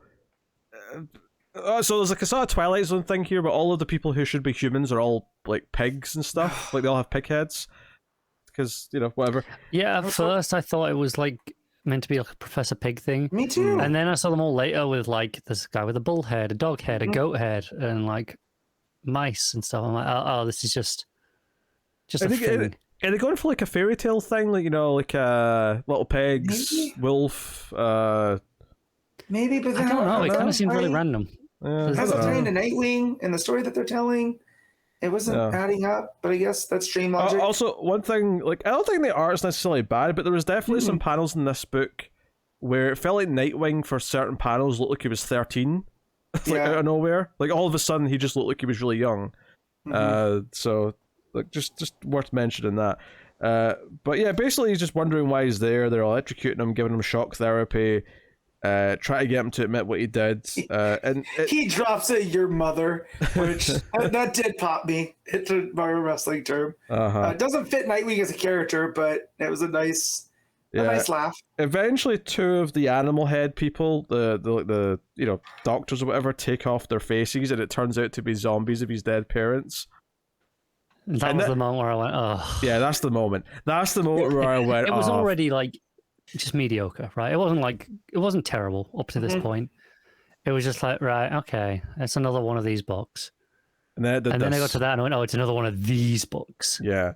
We're doing this. We're doing the dead parents. The only compliment I can give it is that they're not falling off a wire and True. landing in a circus. That's the only compliment I can give this at this point. But yeah, so he's looking at his dead parents. He jumps through the mirror to get to insomnia in like a old school like insane asylum like doctor outfit as best I can describe him. And there's like, you know, someone under Nightwing's bed. That's who the other like cellmate was, and then it turns out to be Scarecrow eventually, who's all contorted. Yeah, we saw a glimpse early on, and I thought it was meant to be Hugo Strange. I thought it was supposed to be Gordon. I saw the big round glasses and thought Hugo Strange. Yeah. Yeah, I don't think I had an idea necessarily because it is just like the eyes and the mouth, like in the darkness, right, in that page. Yeah. Yeah, and then when it reveals, he's like, "It's you," and it's like, "Oh, are they doing James Gordon Jr.?" Because that would have been a nice little turn, you know, because they're both these prodigal sons. No, right? It's just a no, it's just Crane. Scarecrow with no bones. Yeah. And the thing is that Scarecrow's trying to get out, and he says that the walls move around, so he's trying to explain that to Nightwing. We find out that what Nightwing did was kill Batman, and I'm like, okay, so they're saying that Nightwing has a deep fear that he's going to ruin Batman's legacy or something, I guess. And then the ending is that Babs is also now in here as a patient, and she's like half cybernetic. She's got like metal tubes and stuff sticking out of her face. I just hate all of this. Yeah, this one just got worse as it went. It started off okay, maybe a nice idea or two, and then it just plummeted. So, you know. It starts okay, and by the end is actively bad. And this creative team I've been, you know, hit and miss with, but I really enjoyed Batgirls, so it's not like they can do good. I know they can. That was the other thing that kind of motivated me. I was like, okay, I kind of know what I'm in for with these. That if it's, I know we all fell off the Wonder Woman stuff, but it was never like this bad. No, it wasn't this bad, but it also wasn't worth like. If I'm crunched for time, that's eventually why I dropped Wonder Woman, right? I bring that up though because, you know, like last week with Green Lantern, like I don't blame Jeremy Adams for that issue being what it was really. Maybe a little bit, but for the most part, it's just this is the predicament of this event and the tie-in nature of it. I would trust this team with Gotham stuff, right? So like you would have a little bit more, like Pete saying with Adams on there. Like there's a little bit more, like you don't blame the edit or them. It's more editorial of like you got to tell a nightmare, and you know Dick's got to be afraid of killing Batman for whatever reason. Yeah, you know? like because typically when you're reading that like a long run of say Batman, right, and there's an issue, and don't bring up. I know Tom King did an entire arc of nightmares, right? Forget that, right? But so you're doing like a long run of say Batman, and you do like one issue where it's going to be like in his head is a nightmare. The reason why that'll work when it works is because everything, one, it's planned for a long time in advance, but also it's thematically there to sort of set up some character beats that are going to be paid off later and things like that. And also every other book isn't doing the same thing at the same time. No, well, it's like when Morrison did the prose issue of the Joker. Yeah, obviously story. a lot of people hate that. Yeah, but it was just one. It wasn't the entire. Yeah, but like you know. Like, obviously, yeah, the fact that everything's doing it at the same time is a problem, but I'm saying the reason why it works in a run and it's not an issue is because it's got a purpose that is planned in the run. Part of the reason why most of these are feeling at best mediocre and at worst just downright terrible is because I get the impression that a lot of these writers were just kind of, you know, like, here, you have to do this. It's notable that there's not a lot of names that have been drafted from outside. It's a lot of like in-house current DC writers, even when they've not got a regular book right now, like this team, like Cloonan and Kumar. Obviously, they finished on Wonder Woman, and you know, Bad Girls is over. Like this is just a case of. It tells me a lot that Tom Taylor didn't have to write a Night Terrors. Yeah, Joe, that tells me they said, look, Tom, you've got a lot of big things coming up later that you need to be working on. You go do the important things. You don't do any Night Terrors. And I want to know what Williamson's pitch was to them. They're going like, hey, we're going to take 2 months off. All right. And we're going to have people write these tie-ins and we're not going to have regular issues out. I want to know what that pitch was. Yeah. I wonder like if this was pitched as something that stopped all the other books, or if DC said, oh, this is an opportunity to let a lot of the artists on the regular ongoings get ahead a little bit. Like, I wonder what the decision process was for that. I don't know. Curious. Yeah. So, anywho, but yeah, Night Terrors, Nightwing. Do not recommend it. Matt, what you rate it? Oh God, this is a 5. Connor? In the spirit of going significantly lower than Matt, 3.5. I'll give this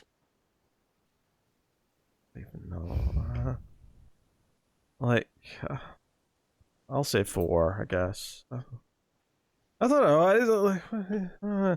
Anyway, Night Terror's Wonder Woman issue 1. Josie Campbell writing with Juan Ferreyra on art. So it was nice to see that name again. The art is quite good. Say that up front. It's definitely not the best I've seen from him though. No, that's fair. But it's definitely not bad.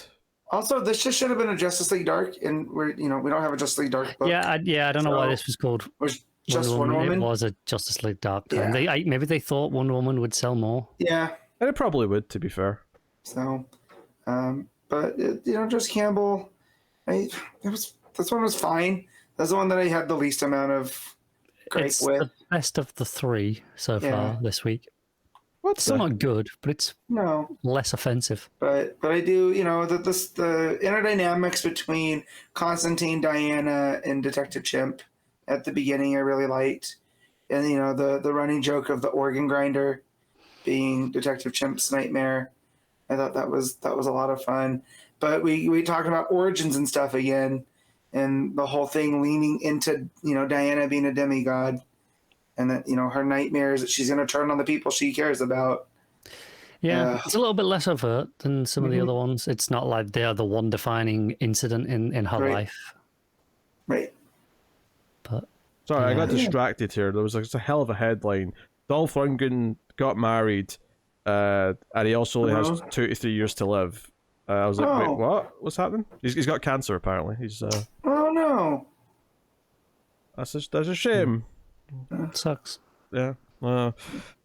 So, Wonder Woman. Josie Campbell, Wonder Woman. That's what we're talking about. Terrors. I got caught off guard. Yeah, I mean, this was. I didn't really like it. Like, obviously, it's not fitting the formula of the other 2.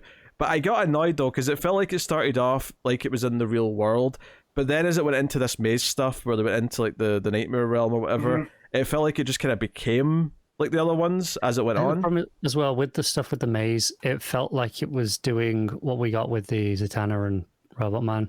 Yeah, but not as good. But not as good, and even that wasn't like amazing. So it was like really frustrating.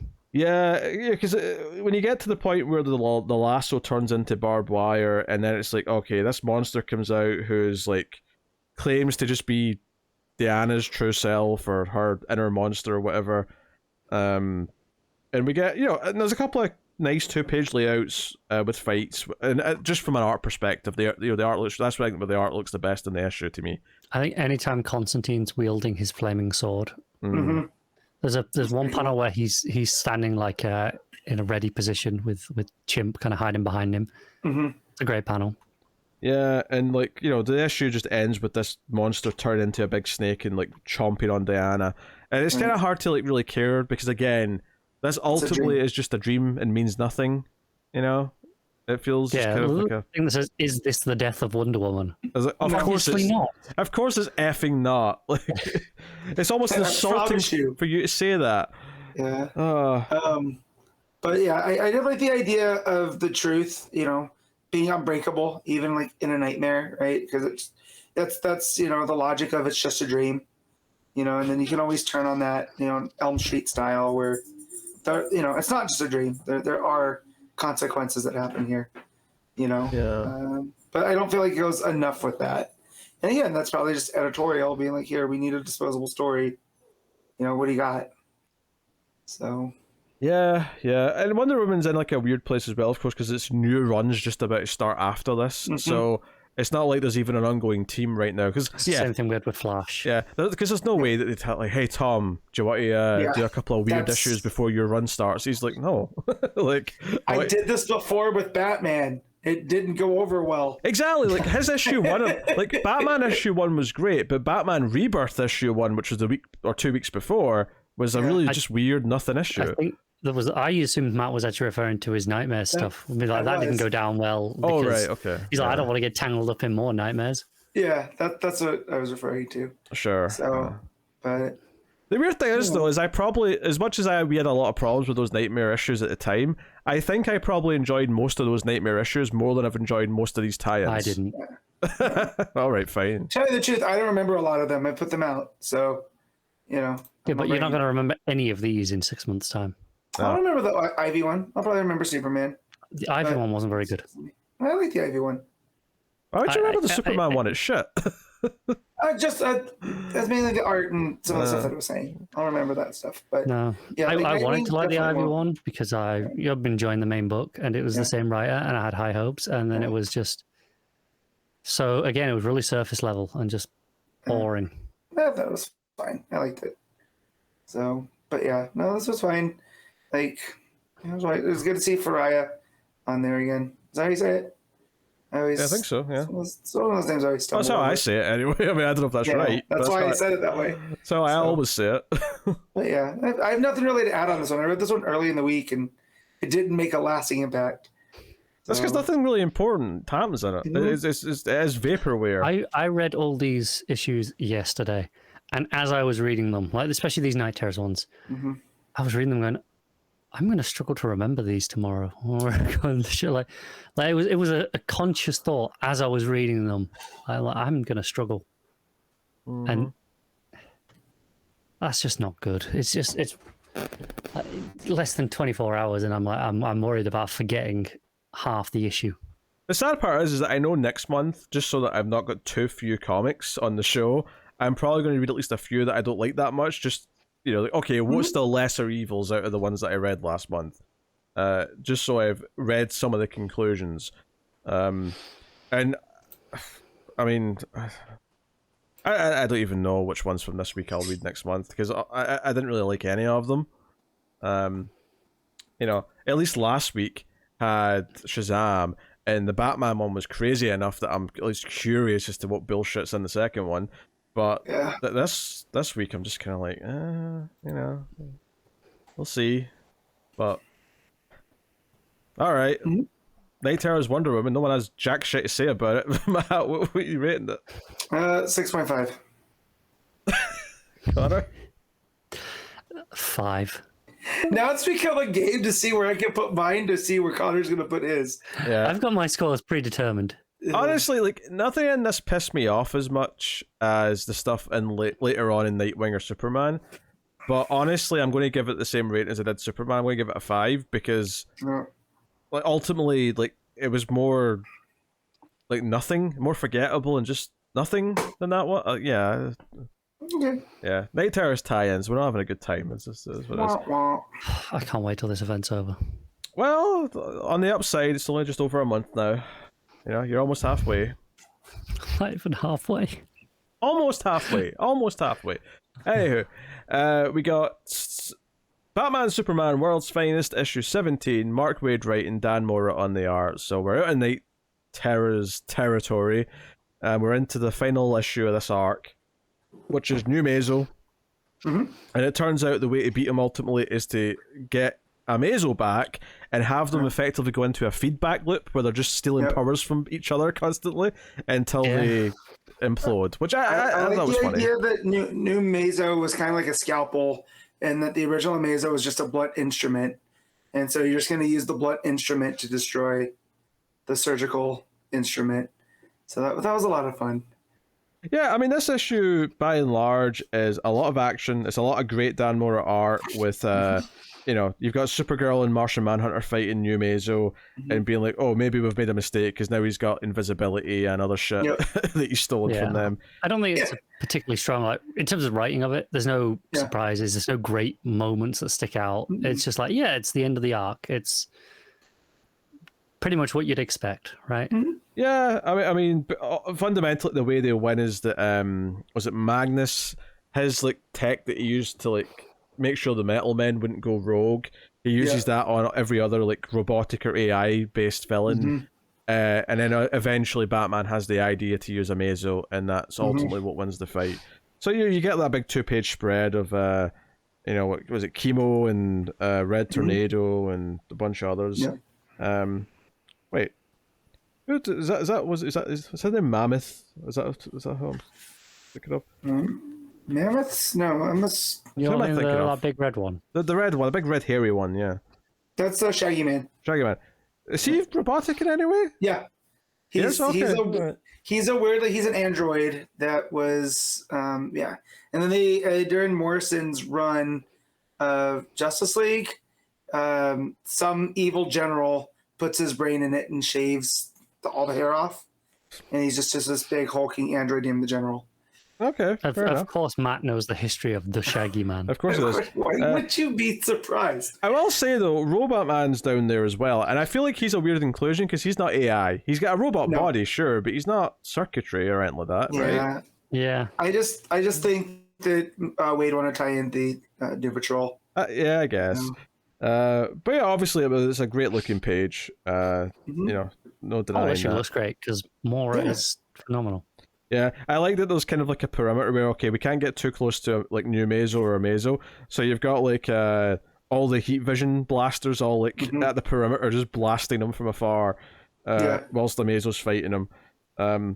Honestly, one of the little things I liked is that after all this is done and Metamorpho's like got the final blow and all that, is that they're on the Daily Planet roof, and Jimmy's like feeling really bad because he published that story about Bruce Wayne like possibly being the murderer of Stag, and he's worried that Bruce Wayne is going to like sue him or come after him, and Superman just turns to Batman and smirks at him.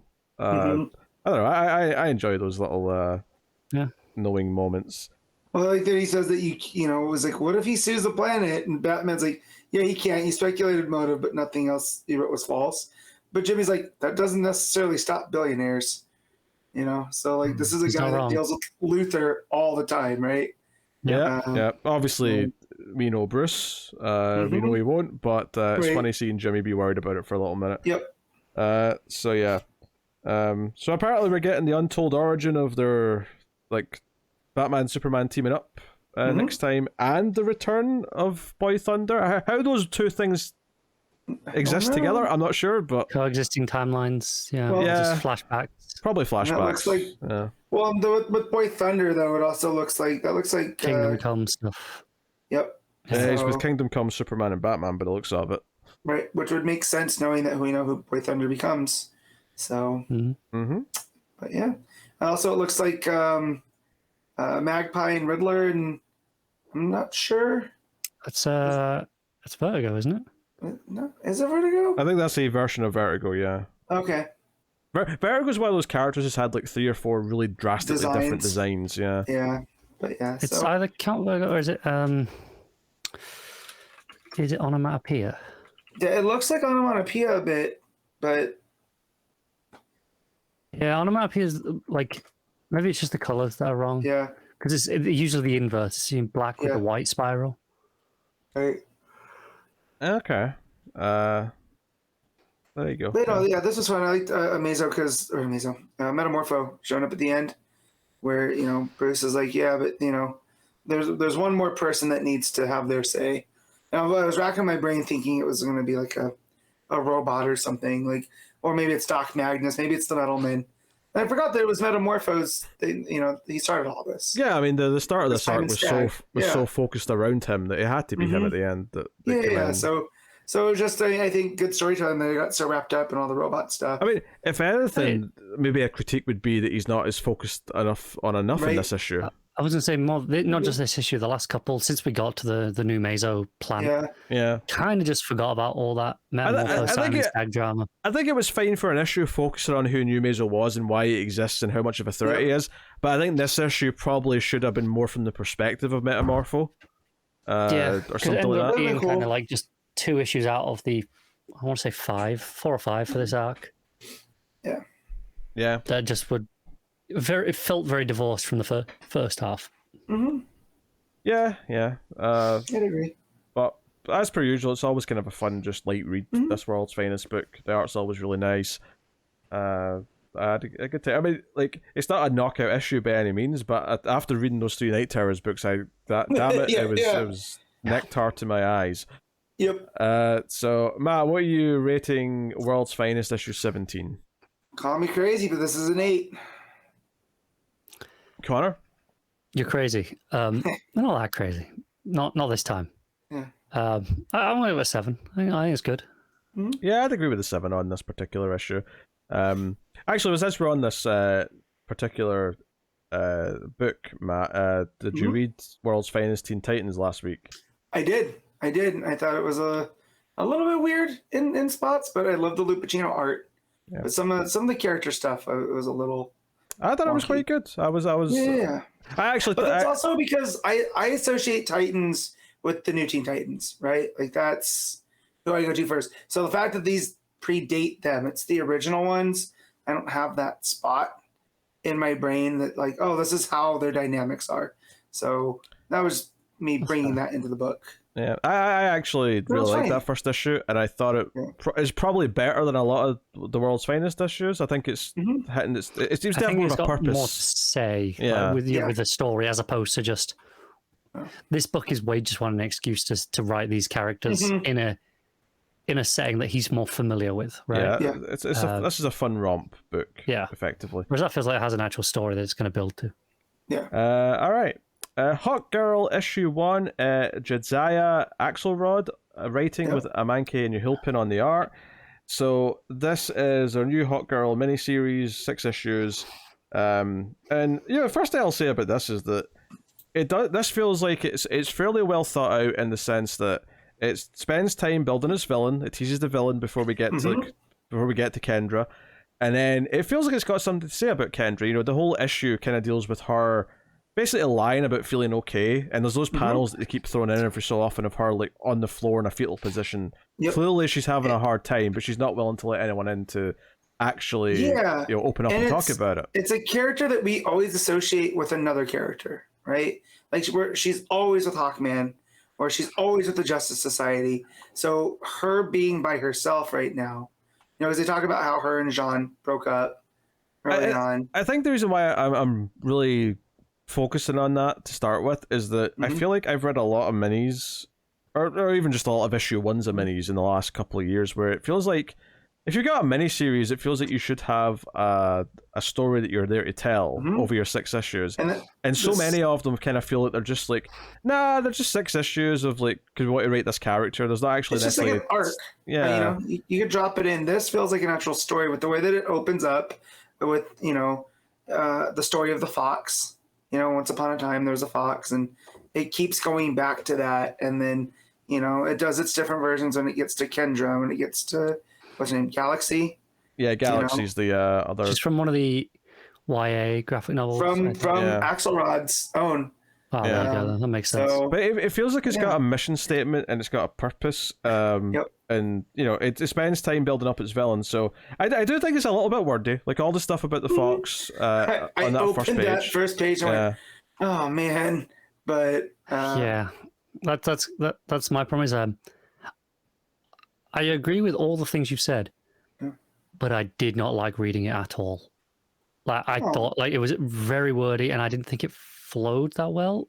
And I didn't really like a lot of the.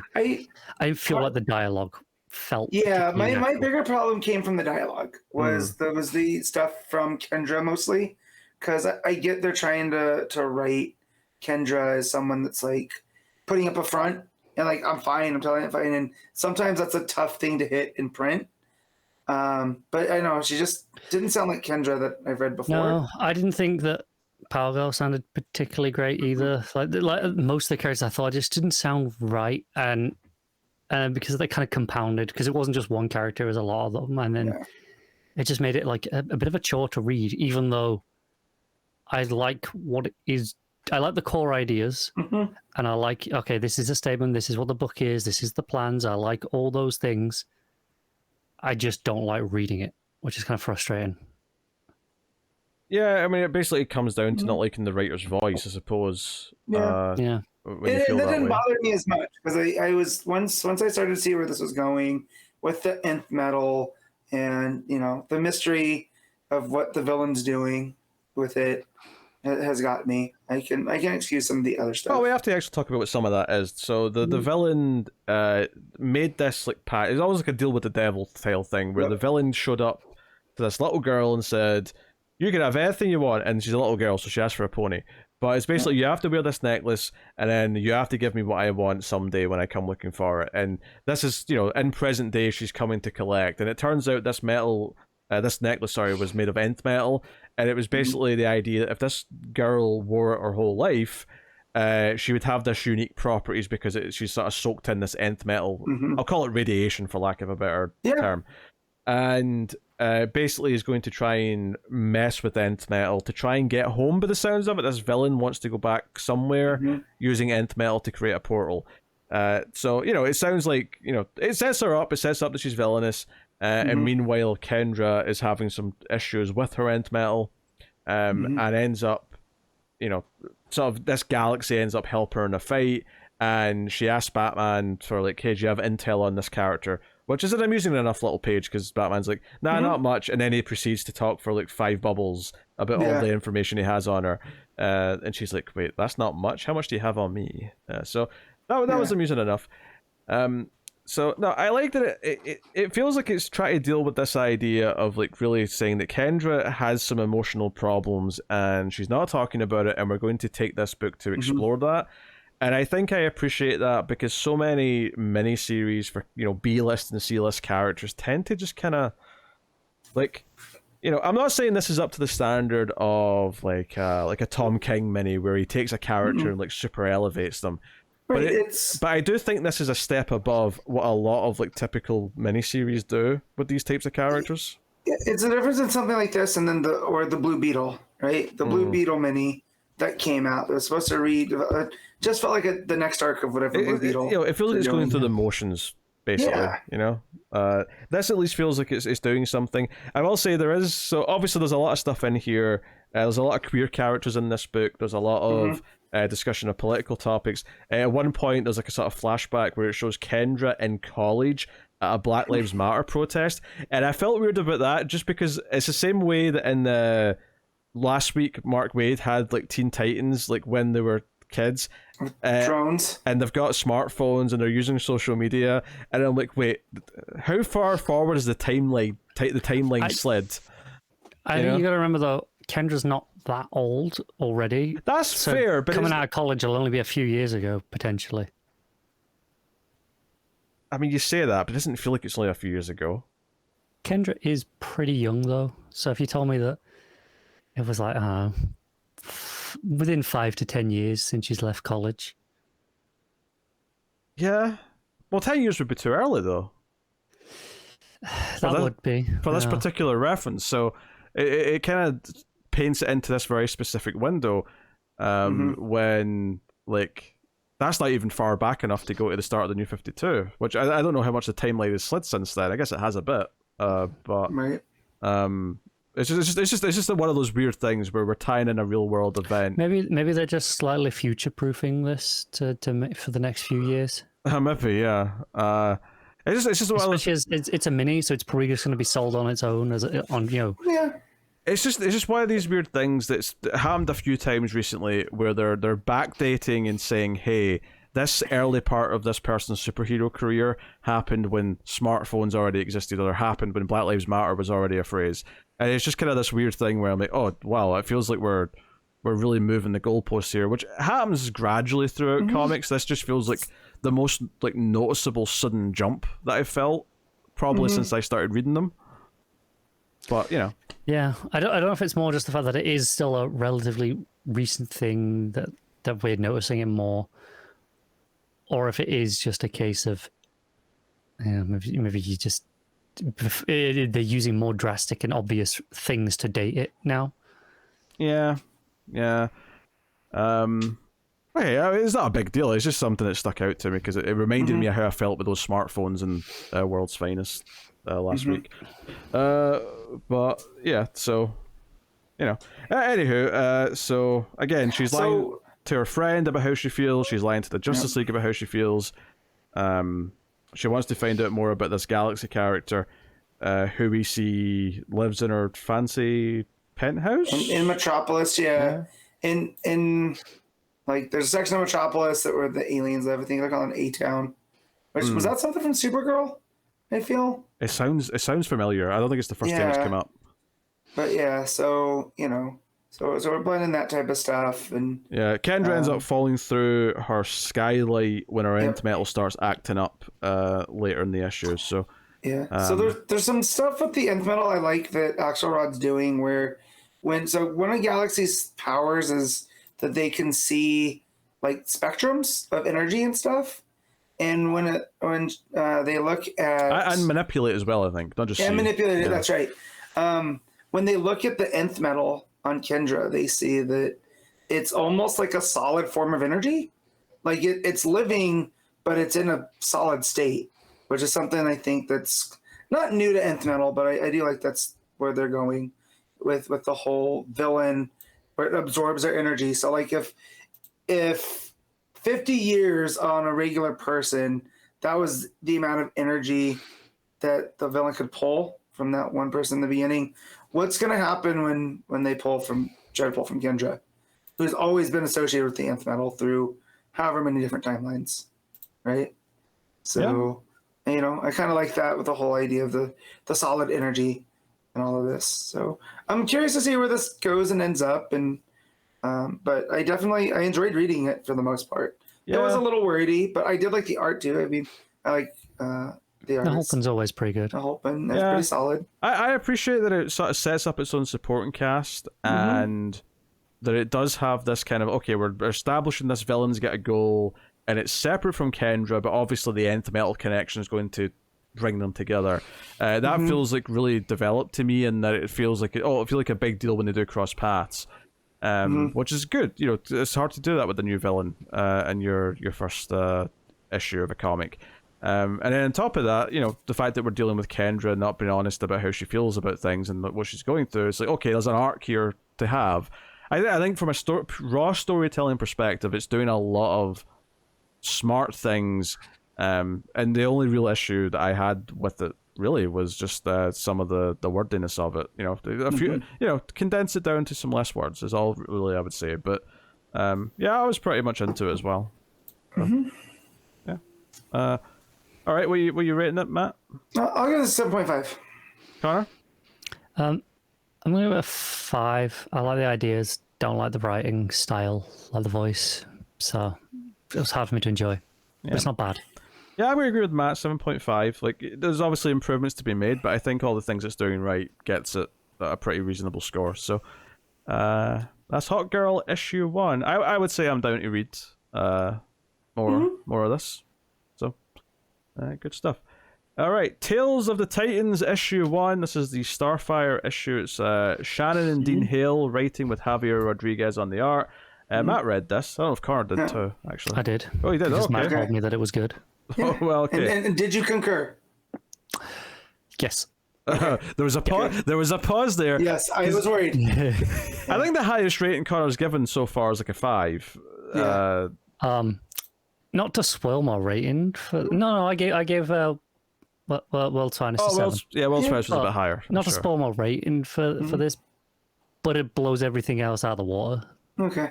Like, so far, like, got a 7.5. They're not even close to this. Yeah. So this book. So was this a digital first? Because that's what Connor was saying. That Pete told me that it might have been, but I thought it was because of the way Okay. it popped up in the same way that some of those other minis did that were digital first. Okay. But I don't actually think it is. I think it's just No. Yeah. Okay. So this is what I like about this is like how the character was introduced back in the 80s, right? They did these Tales of the Teen Titans, and you know they were stories about Beast Boy, Ravens, Cyborg, and Starfire, and we got to know those characters as they're showing up. And here we're seeing not how far they've come, but what they've become since then. At least that's what the vibe I got from Starfire. yeah, it's very much set present continuity. They're just like hanging out in the Titans Tower. They've just moved in again together. So pretty much right at the start of the Titans book. And so at the beginning, they're hanging out, and Starfire goes to get her lunch, but Beast Boy's eating it. And, it's living with Gar. I forgot that everything is, nothing is sacred and whatnot. And he calls her princess, like playfully, and she kind of cops an attitude. She's like, all right, look, don't call me princess. Tamarin doesn't exist anymore. That's not who I am. I've done other things since then. And then the Titans get a call. And to go, there's from Oracle, they get in Utah, there's some kind of bee colony collapse. So, they go to deal with that, and Corey's, coming a little behind, and Oracle comes back through and says, well, there's something else. I got an alien ship coming in. It seems like it's Tamaranian. And they've sent out a distress signal looking for you. Looking for Princess Coriander, right? And so, and while she's talking about this too, she also talks about her weird relationship with Barbara because of Dick, and that like she wishes she could be closer with Babs because they actually do have a lot in common, you know. And probably one of my favorite panels in the whole book is they're at a Black Canary show, and screaming the words along to the song, together, and so from when they were a little bit younger. The art in this Rodriguez is phenomenal. Yeah, it's got this flat style, and he uses kind of negative space to draw Corey, where we get told throughout the book, because of the experiments that the Scions did on her, she became kind of this being of energy and light. And so sometimes he draws her without like hard lines. And, and the color makes up the negative lettering space. Plays into it as well, where a lot of the times there's no boxes. It's not always. There are boxes around lettering at points, but other times there's just a line, and then just to connect it to Corey, so you can show it's coming from her, but then the text is just in the negative space. And so so it makes her seem like larger than life. So she she goes off. The Titans go to deal with the bee collapse and whatnot. And she goes and sees these Tamaranians, and they land, and it's two sisters from a long, like, lost moon colony of Tamaran. And they said that, she's the princess, and that they've heard about her feats as a Titan, and, they want to come to her for help. And so she agrees, but she tells them, don't call me a princess. That's not who I am anymore. Were you getting real vibes of Leia in the sequel trilogy? A bit, right? Yeah. Up until there's a turn that she makes that I really enjoy. But for like a lot of this book, it was very much a whole Leia wanted to be called General, not Princess. Yes, and so she starts talking to the sisters, and she starts to pick up on vibes there that like one of them, is this typical what you think of a Tamaranian, bubbly, fun, spunky, and there's a bit of a darkness to the other one, and she starts to pick up on their dynamics. Is that one of them feels like they have to protect the other. And she starts to think of her and her sister, Commander or Blackfire. And they get to talking, and she starts to be like, well, I gotta prep them because I can't have one turn on the other. And they get into her origin about the Scions taking them and giving her and her sister these superpowers. And that's originally why they wanted her help, is like she has become, bigger than Tamaran itself. And that they get to the planet because they have these mines that were left during a war, but instead of like just exploding, they belong to like this tentacle creature, and they just sprout up, and they've been wrecking, just stealing chaos. The food, like the animals. In this instance, there's a goat, goats. A little space goat. Which also reminded me of, did Tim write this? Because there's a lot of affection for this goat. There is, yeah. And so Starfire gets there, and she handles it, and she figures out how this creature is doing this with the mines, and puts it at bay for a minute, and that's where she gets talking to the sisters and the other people in the town, and she realizes that this is what's left of Tamaran, right? This is the colony. It didn't go up with the rest of the planet, and they have a temple to Hale, which is, one of their goddesses. And they start comparing Corey to Hale, and she gets really bent out of shape. And she's like, yeah, look, we're very similar in that we were abducted by the Scions and given power, but I'm no god. I'm just a person, right? And she starts to see that the sisters do care for each other. There's no rivalry. They're helping each other repair this temple to Hale. They're helping each other through the farm. And she realizes, like, oh no, these Tamaranians are in a better place, right? Yeah, and there's an elder in the community who keeps calling her princess, and he doesn't understand why she's getting so offended. But he's like, well, that's kind of what you are. Like that's a good. He sees it as a good thing. It's a good thing, and then they bring up to her like, well, yeah, but a princess is someone that like uses her power to help others and be strong for the sake of their community. And then he goes, that's also very similar to what you would call a hero. So are you not a hero either? And that really makes Corey question, like, her own, like, am I a princess? Am I a hero? Like, are they interchangeable? And as she's grasping with this big tentacle monster, attacks the town, and she has to snap into, hero mode. And all the people in this town are seeing her take out this tentacle monster, and she's hitting them with her star bolts, and she's flying around, and the art is great. Oh, it's so there's a sequence the first time where she's using the goat as bait, and all like you're expecting like one tentacle, so one pops up and she destroys it, and there's a panel where like 5 or 6 of them pop up at once, and you assume that it's going to be a oh no moment. And instead, because this panel is just pure negative space, and all you see is her mouth and just this smile, and then this sequence of taking them all, and it's great. Yeah, and right, so she ends up leaving there, being okay with being called princess, right? Like she comes to the conclusion that all heroes are princesses, including Gar, right? So as she's flying back, she's getting a distress call from Donna, which I feel like they're really in this newer version of the Titans. Is that Donna and Starfire are super, super close, which I knew they were close back in the day, but they're playing them up like they are Wally and Dick, like they're, the best friends on the team.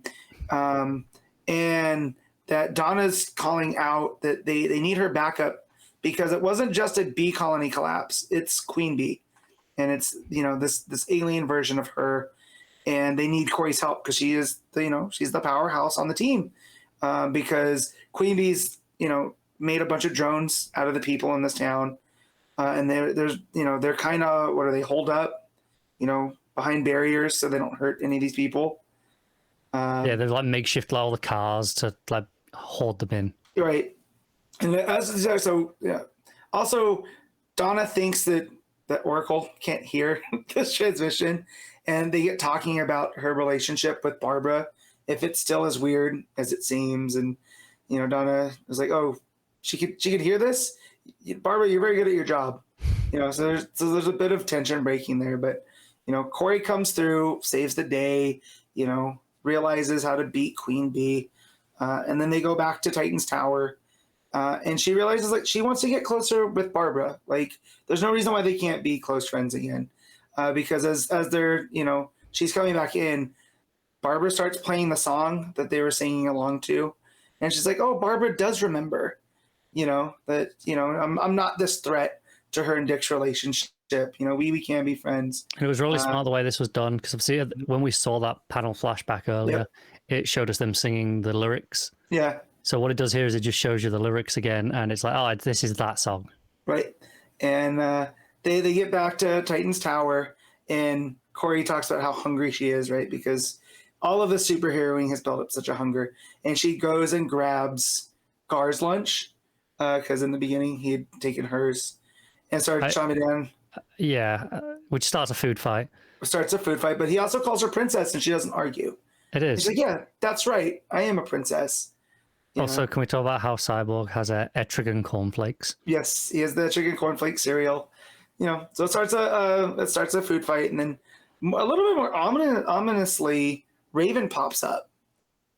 Talking about how are things back to normal within the Titans, maybe not so much. So with a tease for the next issue, which is going to be about Raven. Which I think I remember being not too excited by the writer for it, which was frustrating, but Yeah, I thought this was a really nice addition to Corey's lore, right? Where we don't get a lot. I really like the stuff at the end where, her and Donna just go and fly off for a little bit and have a little, it's just a one-on-one conversation. Yeah. So, but her deciding to take that back as princess, she still can be a princess. Doesn't mean if she's the princess of Tamaran, but it is what she does that defines her. Not just the title. And no matter what she is, she's always just going to be Corey, and Starfire, the hero of Tamaran. But yeah, very, very fun issue. And again, as a Starfire nerd, of course I was going to read it. And then, like I say, the art is just phenomenal. And just a lot of little bits, just, it's nice seeing them hanging around at the tower again. Wally at the end, who's like, right, I'm off. And then he's just over his Flash outfit, he's just putting on this really casual jacket. It's just a weird image, but I was like, okay. Yeah. And, and a lot of the action sequences on the alien planet, right, it looks like these frontier homes, know, so it's this little bit of almost like not even Americana, but like small town ish that really gets parlayed into why she does this, right? It reminds her of Tamarin of old too, so it brings up these complex feelings. But yeah, a very, very good book, especially after reading Night Terror stuff. This was a beautiful port in a storm. Yeah. So it's possible that my rating is slightly higher of it having come off after reading such a bunch of mediocre to bad books, and this was just so good in comparison. But and I don't think I've read anything about the Hales. I'm assuming they're related, having the same last name. I don't know if... Well, I assume they're either related or married. Right. But I mean, they really have a handle on the Titans characters. The interpersonal stuff between them. And again, I always put Raven and Starfire together, but I don't know if that's just from the TV show, right? And how opposites attract there is Raven's always, the dark emo chick, and then Corey's the bright bubbly. So you've got that dynamic. Yeah. But if I remember right, Donna and Starfire were both always, they're besties throughout. Because I believe they were both meant to be the maid of honors at each's wedding, if I remember my Titans lore right. So seeing them back have something going on beyond Donna just being a leftover Wonder Girl or with Tempest, right? Like, it's giving her something else to do. I like that. Yeah. I was just looking up to see what else they'd written. Mm-hmm. Apparently they are a married couple. Okay. Honestly, not a lot of comics work. They've written a few young adult books in general. Okay. Comics. They had a story in the Wonder Woman 750. Okay. And other than that, it's just a couple of little free comic book day stuff. A lot of it's Wonder Woman related by the look of it. Okay. Well, maybe that's why they get Donna so well. Maybe they have an affection for Donna Troy. But they did a great job with it, considering they haven't had a lot of comics experience. Yeah, it's pretty good. It doesn't show in this. They clearly understand the medium right a lot better than some other. We see novelists or screenwriters even, which is a lot closer, coming to write comics all the time, and it can feel kind of clunky. Yep. This did not at all. So they really let the art do a lot of the storytelling. Like Conrad was saying, those action sequences with the tentacle monster and on the alien planet, and even defeating Queen Bee, right? Yeah. So dynamic. Rodriguez turning in some of his best work. Yeah. Well, I couldn't believe this was the same Rodriguez, just because it's so different from what I'm used to. So, but yeah, full marks for me. So and by the look of it, he colored it himself as well, which it is essential to the look of this book in particular. Like this issue is, obviously the pencils are great. There are a lot of really clean lines, really smooth, pretty light on the shading, but the flat colors and the vibrancy of them is what really sells it. Yep. No, it's great. I give it like a 9. Yeah. I'm gonna. This is the one time where I don't have things rated, where I have stuff rated lower than Connor's. I'm gonna give 8.5, but still enjoyable. Still very enjoyable. All right, very good. That takes on to the Vigil issue 3 Ram V rating with Lalit, Kumar, Sharma on the art, and there was a credit for some finishes as well for a few pages. But this book's been Sid Koshin for the finishes. There you go. Like half the issue, give or take. But this has been very good. It's interesting how each issue is kind of focused on a different character primarily, and this kind of does the same thing again. This mostly is looking at our liaison character, but also kind of our shapeshifter character, in that the shapeshifter takes the form of Mia throughout the issue, basically to investigate her and see if she's trustworthy by seeing if she ever talks about her work to her mother, her friends, or potential dates. In fact, it sounds like he goes on a date with a guy as her, where clearly she was not going to date this guy again because it sounds like the first one didn't go that well.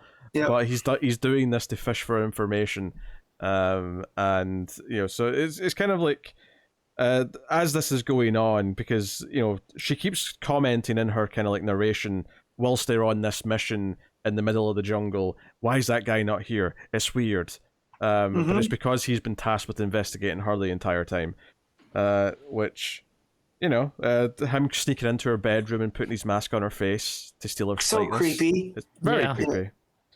Yeah, and then obviously the end result being like, yeah, we can probably trust her, but here's some extra leverage as well, just in case. Yeah, she's got a sick dad in a nursing home. We could probably threaten him if need be. So yeah, the actual morality of this group is still kind of up in the air to exactly where it lands. Like, it's not shades of gray, because I would say it to me it goes more towards dark, but yeah, it is still in question. I think it's very clear they are not bound by typical morality in that they will, get stuff done. I think the only thing that remains to be seen is, are they actually on the good side as they claim to be? Yeah, I'm not sure I trust that part of it. Yeah. Right. So the main team though are going to these ruins in the jungle, and it turns out there's this old man hooked up to machinery. And it's his dreams that are basically forming this temple that's there, which includes some floating parts and everything. And it's this happened to him a long time ago, where they hooked him up to this machine, and they're here, and that's the kind of the technology they're here to destroy and get rid of. So it's them fighting all these I don't know. They find out that they're people though, right? Like, because Arclight, or is it Arclight, or is it the other? Or no, it's Dodge. One of them knocks into one of them, and it knocks the mask off, and it looks like they're just regular people. Yeah, I mean, I kind of just assumed there were people under there, I guess, the whole time. And we also get a little bit more on was it Castle was his name? The smaller member of the team who has no empathy or sympathy and is very cold and logical. He's like, reason the person, right? Like. But the thing that got me there was the note that he's on the Vigil, so he's not on another team, which that was very chilling. Yeah. No, to sort of just expand on that, Mia says that she asked the doctor why he's even on this team, and his response is simply that so he wouldn't be on someone else's team. It's just to keep an eye on him more than anything. Yep. Yeah. You don't want him playing for the opposition, so he's here. Regardless of being a little scary and cool. Yeah, so they get into this technology that the whatever group that's responsible had gotten the shaman and hooked him up into some, major wattage, and because he got into this trance-like state that he could bring dreams across the realms, right? And so he's been dreaming for how many years? It's decades. And so it's that Castle kid or guy is the one that they bring in to put this guy out of his misery, which that was another chilling moment where he just takes the what is it, whatever, it's a knife or something, and does it, where the guy's like, please, I want to just close my eyes, it's been forever. And I was like, damn, Ram V, trying to this is more nightmare fuel than all the nightmare books. Yeah, this guy is just begging for death. He's basically been forced to be. This is not something he chose to do or wanted to do. This is something he's been clockwork oranged into this awful position, where his eyes are just been sort of held open the entire time. Yeah, that's not solid. I really liked where the shapeshifter Saya comes to speak to Mia, because Mia is finishing her report. And then she goes to close her laptop, and the last thing she says is like, "Yeah, but Saya's the weird one who they've not even spoke to me. They've not said a single word to me." Right. And she closes the laptop, and he's sitting right there, and basically just casually says, "Oh, it's nice to work with you." And I don't know if that's just saying that. Oh, over the last couple of days of snooping on her life, they've become empathetical towards her. Yeah, but I took it as more. Okay, he's decided now that we can trust Nia, so it's fine.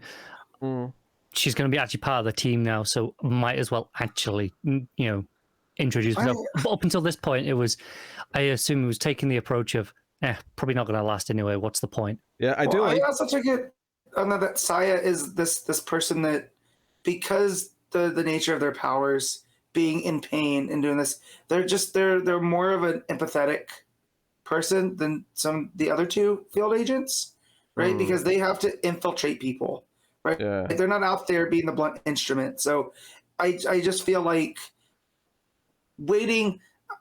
Like we talk about, we don't know what side they're on, the shades of gray. I feel like Saya's more on the side of the angels than maybe some of the other ones, just by nature. The nature of the power. That's how I took that interaction. I did like, as they're sitting talking, that they've got very, very similar hair, which, you know, feeds into like the idea that Saya has altered their hair to match hers to go with the face. And it's not, you know, like, I don't know, there was just something surreal about it. Like the sort of thing where, well, Mia noticed that their hair is very similar. I kind of like that. Yeah, the issue starts with Saya like waking up with two women. You don't realize that it's them at first, and then the face starts to melt and the mask goes on to like fix it, and it's like, oh, okay, I know who we are now. I just like the visual of it as well. It's kind of cool. Just really creepy. And then one of the women's like, "Why are you leaving? Stay with us." And he's like, "No, I need to go right now." And it's because the time's up. Like the amount of time they can keep their face in shape before they have to form another one. Yeah, I also like how they just keep the mask in whatever bag that's closest, because that adds a whole other, you know, like they always have to keep this mask on them. Yeah, right, because that's how they keep their form. So yeah, but no, it's a very good issue, and we get into too, like they at the end there, whatever technology they're looking for at Luthor Corps, right, is being used somewhere close. To the point where Lightless, who gives them their information, has contacted them when normally they don't do that. Normally they have a no contact rule, but here they've directly contacted them, because normally it's like couriers and messages and all sorts. We just see like a bit of like someone in a tank. Yep. Yeah. Like, so not creepy at all. This is definitely like, I would say this is like Checkmate meets Doom Patrol very much, where there are these weird characters. It's not a bad way of describing it. Like a bit of an edge, but there's also all of this espionage and Black Ops undercurrent to go with it that makes it unique. The cliffhanger to this issue feels more like we're getting into like just straight up plot next time, and in the sense that these past few issues have all felt a lot more like character focused. And maybe it makes sense now to like go into a bit more of what the end game of the miniseries is. Kind of have to. We're over halfway now. It has to start moving towards that. But you know, I do think this feels written to me like there's a hope of more in some capacity, whether it is just a sequel miniseries or something else. It feels like there's enough setup going into these characters that it's not just for whatever the 6-issue series is. Yeah, I think with the sales seemingly what they are, I'm not banking on another mini. But with Ramvi being exclusive, I would not be surprised to see him show up elsewhere. Maybe even in his detective. Yeah. Well, I mean, because they've been popping up here and there, right? All right. I mean, who knows? Maybe he signed the exclusive contract because he's like, hey, give me X issues, more of this. And I mean, like, he wouldn't be the first creator to sign a contract that was part of the stipulations. He just a little sweeten the deal, you know. Here's what we're going to pay you. Here's this, that, and also. I mean, even someone like Bendis had that with. Well, I assume had that with his Jinx World stuff. Yeah, like, yeah. I'll come exclusive for you. I'll write, some of the big heavy hitters. We'll get some sales on that. But in return, you let me do a couple of minis of this and that. I maybe I'm off base there and making that assumption, but it felt like that to me in terms of the agreement that they had. Yeah, no, it wouldn't shock me. But I am very much enjoying it. Really good issue. I think. Admittedly, I think the first issue is still my favorite because the first issue was structurally so well done of setting up so many things and making it all feel like a crescendoed. Like it was such a masterclass of that. But that's just like I think that craft is still here with the way these two stories are intertwining. I think that contrast between Saya's investigation and you're kind of wondering like what's going on exactly. I think it becomes more clear as it's like what exactly the purpose of this is of like pretending to be her. But then that plus the actual the action of getting to this like person who's strapped up to the dream machine is interesting. So but yeah, so Matt, what are you giving the Vigil issue 3? I'm gonna give this a solid 8. Connor? I'm gonna give it a 7. No, 7.5. Yeah, I'm gonna give it the 8 as well. I think the Vigil's been a really, really solid book. So yeah. Well, that takes on to Connor doing a Patreon book every month on patreon.com/MailFuzzTV. You can go and click as loudly as Matt is right now to sign up and make myself or Connor read a book at one of the higher tiers. And Connor's going to talk about Tim Drake Robin issue 9. Yeah. It's still Fitzmartin writing and Sismejka on art. Probably butchered the pronunciation, but the point is, not Rosmo. It's better, but I'm not the biggest fan. It's still trying to fit in with the style of Rosmo, not in being rounded, odd shapes, but just tonally, trying to match that feeling. This issue is better than the last one. Less confusing, a bit more straightforward, but it's not great. There is some stuff I like. Early on, we got this guy holding Kate captive. He's got hand on her throat, holding her, saying that she's murdered all these kids or something or other. And it's a little bit of a Tim having detective mode. It's like, it has a close-ups. He'll do a circle around it and pull out and do a close-up image on things like her eyes, the gloves, the sweat on his forehead, and things like that. All these little details of Tim being a detective. I like those elements because that's the side of Tim that I like. Then the story just isn't that interesting. They're trying to find this out. Kate's obviously she's got her memory still. Doesn't know what happened. So they go to see Bernard because this is to do with the stuff that was in wherever that original story was, the urban legends. This is playing back to that. So I felt a little bit lost in that regard, having not read those. Definitely felt like I'm missing some context. Bernard's just in his apartment with he's got a bag for boxing. He's beating it up. He hears them come in, so he grabs a baseball bat.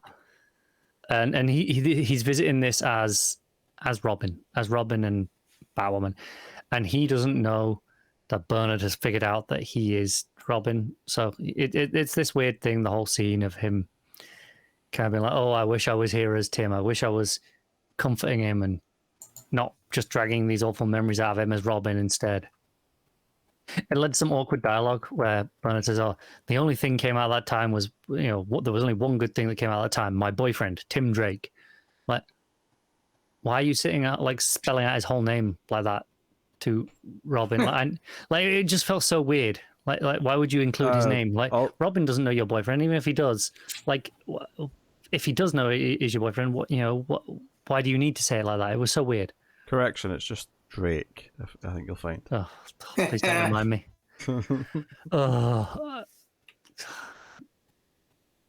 Tim's not had it good lately. Tim's not had it good in a while. He's the lost in the shuffle generation. Yeah, it sucks because he's so good. The other Robins all have a purpose. Tim's kind of floating about. Yeah, I hope they find something for him soon that's better than this book, because I'm just not enjoying it. Mainly because it's not good, but I'm sure he'll break out that UPS color scheme uniform any day now. I can't make this book much worse if he did. Yeah. So Batman gets a bit aggressive and starts wanting to interrogate, get the answers that she needs. Tim's like, "No, we are not doing that. He's innocent. Okay, maybe he knows more than he lets on, but we're not getting out of him by beating him up." So she storms off to go find her own answers. Tim heads back to his boat. Finally, 9 issues in, we're addressing the fact that he lives on a small boat in the docks that with no buildings around for him to hide on as Robin to enter. And yes, someone does see him enter as Robin. And one of the locals who also lives on a boat nearby, who knows that's Tim's boat, and only Tim lives on that boat. So they see, Robin going through the roof, and they go and knock on the door, being like, I thought I heard something on your boat. Did you hear anything, Tim? And he's gotten like his suit off and is in the middle of getting changed again. For some reason, he opens the door. It's so weird. He opens his door in his boxers, and then like when he opens it and there's someone there staring at him, he like tries to cover up and acts like, "Oh, you caught me unaware." I'm like, "You opened the door. You answered it. Like, shout 1 minute and go and get something." He grabs a towel to wrap around himself. I'm like, "Why don't you just shout 1 minute before you open the door?" Like, it was weird. Anyway, and the guy's like, he's like, "Oh, I heard something in your boat," and Tim's like, "Oh, I got a friend over," and the person sees the Robin outfit, and they're like, "Oh, no, oh," he goes, "Does Bernard know about you and Robin?" He's like, "Oh no, it's not a thing. Don't worry." But yeah, so Robin's like, "Okay, well, we'll go find answers," and he can't find Kate anywhere. He's like, "I looked at Renee's, looked at the bar. So I'm going to go to her home." She's not there, but other people are. Like, there's like a thing hiding like under the bed. It's like a guy. I don't even know how to describe it. He's dressed like he's got like a mask on. He's got like all these extra eyes drawn on. It's trying to evoke an image of the guy with all the eyes from the Arkham mini. I'm completely blanking on the name, but you guys know? Man? Yeah, like with the eyes all over. It looks kind of like him. Is what it's trying to evoke. But there's like a few of them there, and like they're all just trying to, and then they try to get him, and they grab him, they stop him from leaving, and they're swarming all over him, and that's the end of the issue. To be continued. Presumably that they were here for Kate because it's her home, not Tim. That's just coincidence. But yeah, it's not great. Pacing on this book is kind of weird. So it has this just awkward, like, okay, we'll do this, and then we'll do that, and then we'll do this. There's no flow to it. It feels like a series of just disconnected sequences. There's no, there is no connective tissue to these scenes. It doesn't feel like. It's just like, I guess it's time to do that now. Voices are better in this issue, I would say. It doesn't really address all the stuff from last issue. But I mean, it does, but it waves it away. Like last issue ended with Sparrow seemingly dead or dying, and Detective Williams at the scene just being like, shouting for Robin to, "Hey, come help! This kid's dying." And this issue just kind of has Tim going like, I'm sure Detective Williams has got it under control. I'm sure it'll be fine. It just says, as for Sparrow, Detective Williams is on the scene. He's got the needs of the many handled. And but then, what about the needs of the few? Oh, well, he's got that handled. He's worrying about that. That was a Star Trek joke, Matt. I know you That's don't actually follow. The next panel, though. It just says, which means I need to handle the needs of the few. Is the very next caption box. Okay, see, that was a Star Trek reference then. Yeah, right. That's from the second one, right? Rathacon. Yeah, see, I knew Matt was a Star Trek nerd. Oh, how dare you, sir? But the thing is, it never actually goes back to Detective Williams. It never addresses if Sparrow's even alive. Like it just ignores it. It just pretends none of it's happened. Like, it's so weird. Just like, yeah, I'm sure Detective Williams has got it under control. And then doesn't actually reference it again. Like, that was the big cliffhanger of the last issue. That and Batwoman being grabbed by this guy. It was like, it's so weird that it just ignores it all. Yeah, I'm not a fan of that. But yeah, still not a good book. Really sucks. Really does. Even post Rosmo, it's not a good book. Really hurts. It's a solid 4 out of 10. Still hated one of the Night Terrors issues more than this. But yeah, that tells you all you need to know about Night Terrors. All right, well, that'll take us out of the part of the show where we pick our favorite stuff of the week. Matt, set up. You're like, you can't take Matt anywhere. He's such an embarrassment. Who are you, my wife? Thankfully, no. But yes. So we're going to do our, favorite stuff of the week: panel/moment, cover art, top 5 books, usual stuff. Matt, what is your panel/moment of the week? What if I said the destruction of Krypton? I would say you're a living parody. Yeah, I'm a liar if I say that though, because I never want to say that again. It's from Starfire. It's her and Barbara at the concert at Black Canary show. It was just gave me all the good tingly. This is fun. Comics are fun after Night Terrors. Being like, ugh, this is work. Connor. I'm gonna give it to the one good thing out of Night Terrors this week, which is that one page from Superman where he's smacked through different nightmares and through the panels, just for the sheer artistry of it and the creative layout and the way it uses the actual comic medium to make its point in a way that is unique to comics. There, I do like that page a lot. Yeah, I'll go with Saya sneaking into the room to put the mask on the face. I thought that it was creepy. I don't have a lot to pick from this week, I would say, but that's what I'll go with. Cover of the week. There is a few notable ones here. There's a McKelvey variant on World's Finest that sticks out. It's very nice. There's multiple Matina variants, which are all very well done, but they're all kind of go into generic versions. Yeah, they're all very generic, nightmare-y, lots of spikes, lots of so I like how they look, but I also don't really like the designs of the things on them. I love Matina, but his style is one that AI replicates quite, not necessarily well, but commonly. It's what it's going for. It's what you see a lot of them attempting, which makes me, through no fault of his own, because he's obviously had this style for a while, but it makes me want to look at some of the other ones instead. Because I'm like, I'm sick of seeing this style right now. Hawkgirl's got an Otto Schmidt variant, which is quite nice. It is nice. Nice and detailed. My pick, though, is just going to be the regular cover for the Vigil. It's it's like a jigsaw puzzle piece falling apart. It was quite good. The reds and the blacks look really nice and striking. So that's my pick. Connor?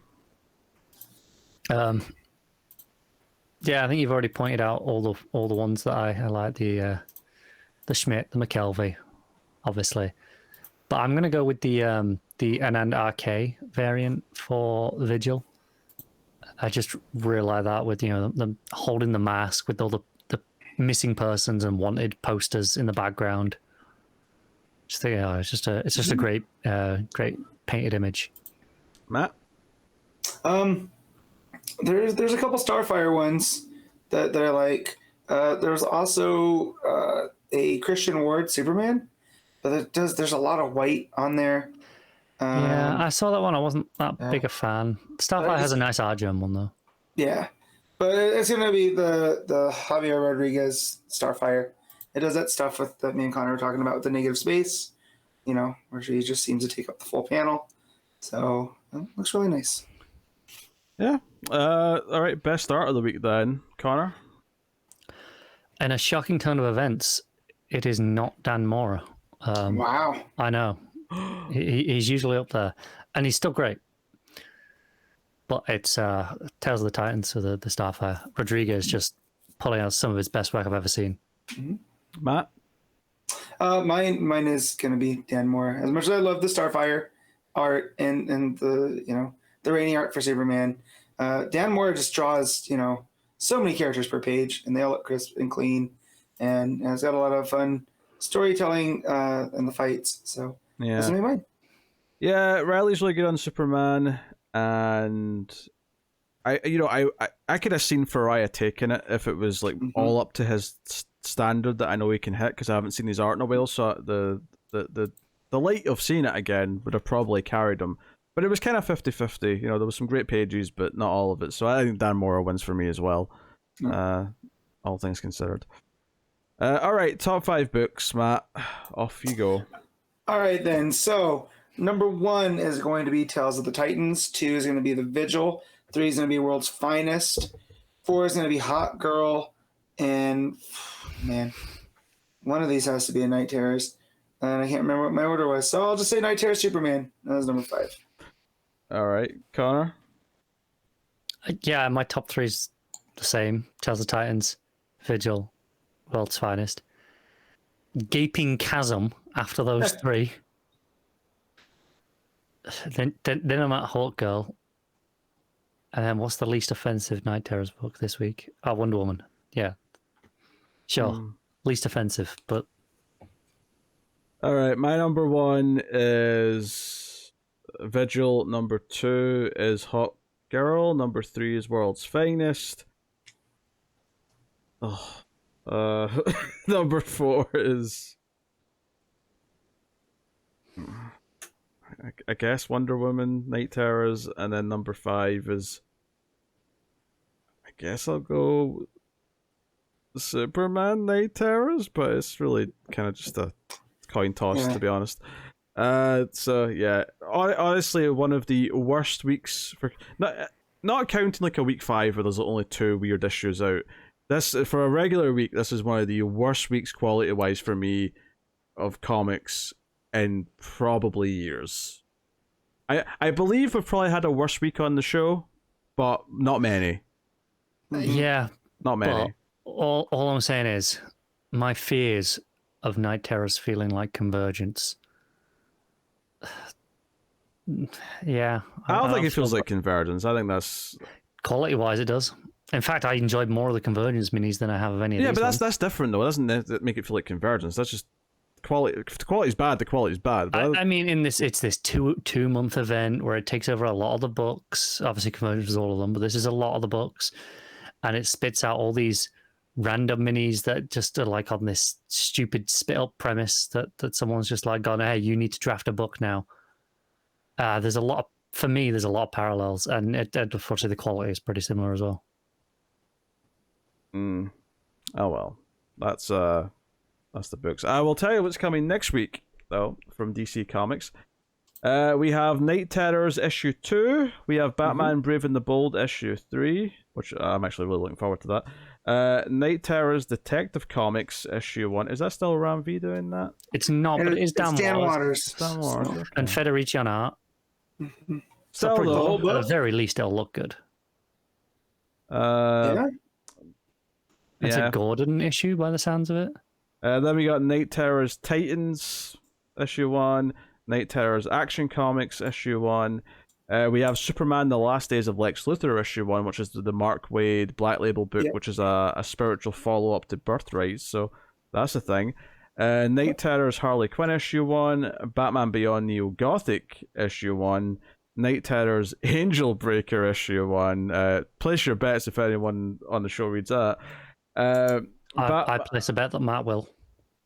He's not. I don't think he is. You're here to lose some money, sir. Yeah, you say that now. Batman Audio Adventures issue 7. Poison Ivy Uncovered issue 1, which is the bunch of covers. DC Ruby issue 6. So that is what's coming out next week. The Night Terrors, there's some with more potential, but it's Batman Brave and the Bold in the Black Label Superman book. Those are the 2 that are more sticking out as excitement for me. So, very cool, very cool. But hey, we're almost done with the first half of Night Terrors, so that's something. But by all means... Sorry? So we're almost there. Yeah. Also, August is a 5-week month, so there's actually an extra week of Night Terrors. Oh, go play in the road, Connor. Go and get hit by a car. Seriously. Honestly, that sounds preferable to reading 6 more weeks of Night Terrors. Stop bringing down the mood more than it already what if is. I tell you that Night Terrors Angel Breaker has Raptor from Nightwing in it? This is how Matt reads it. That's him convincing himself. All right, let us know what you think of this week's comics, everyone. You can, of course, like, subscribe, all those usual things help us out a lot. But, of course, you can support us the most by going over to patreon.com/MailFuzzTV and supporting us financially on a monthly basis to help keep the show coming. But that is us. So thank you once again for watching or listening. We always appreciate it. Keep reading DC Comics. And remember to never get lost in the Speed Force.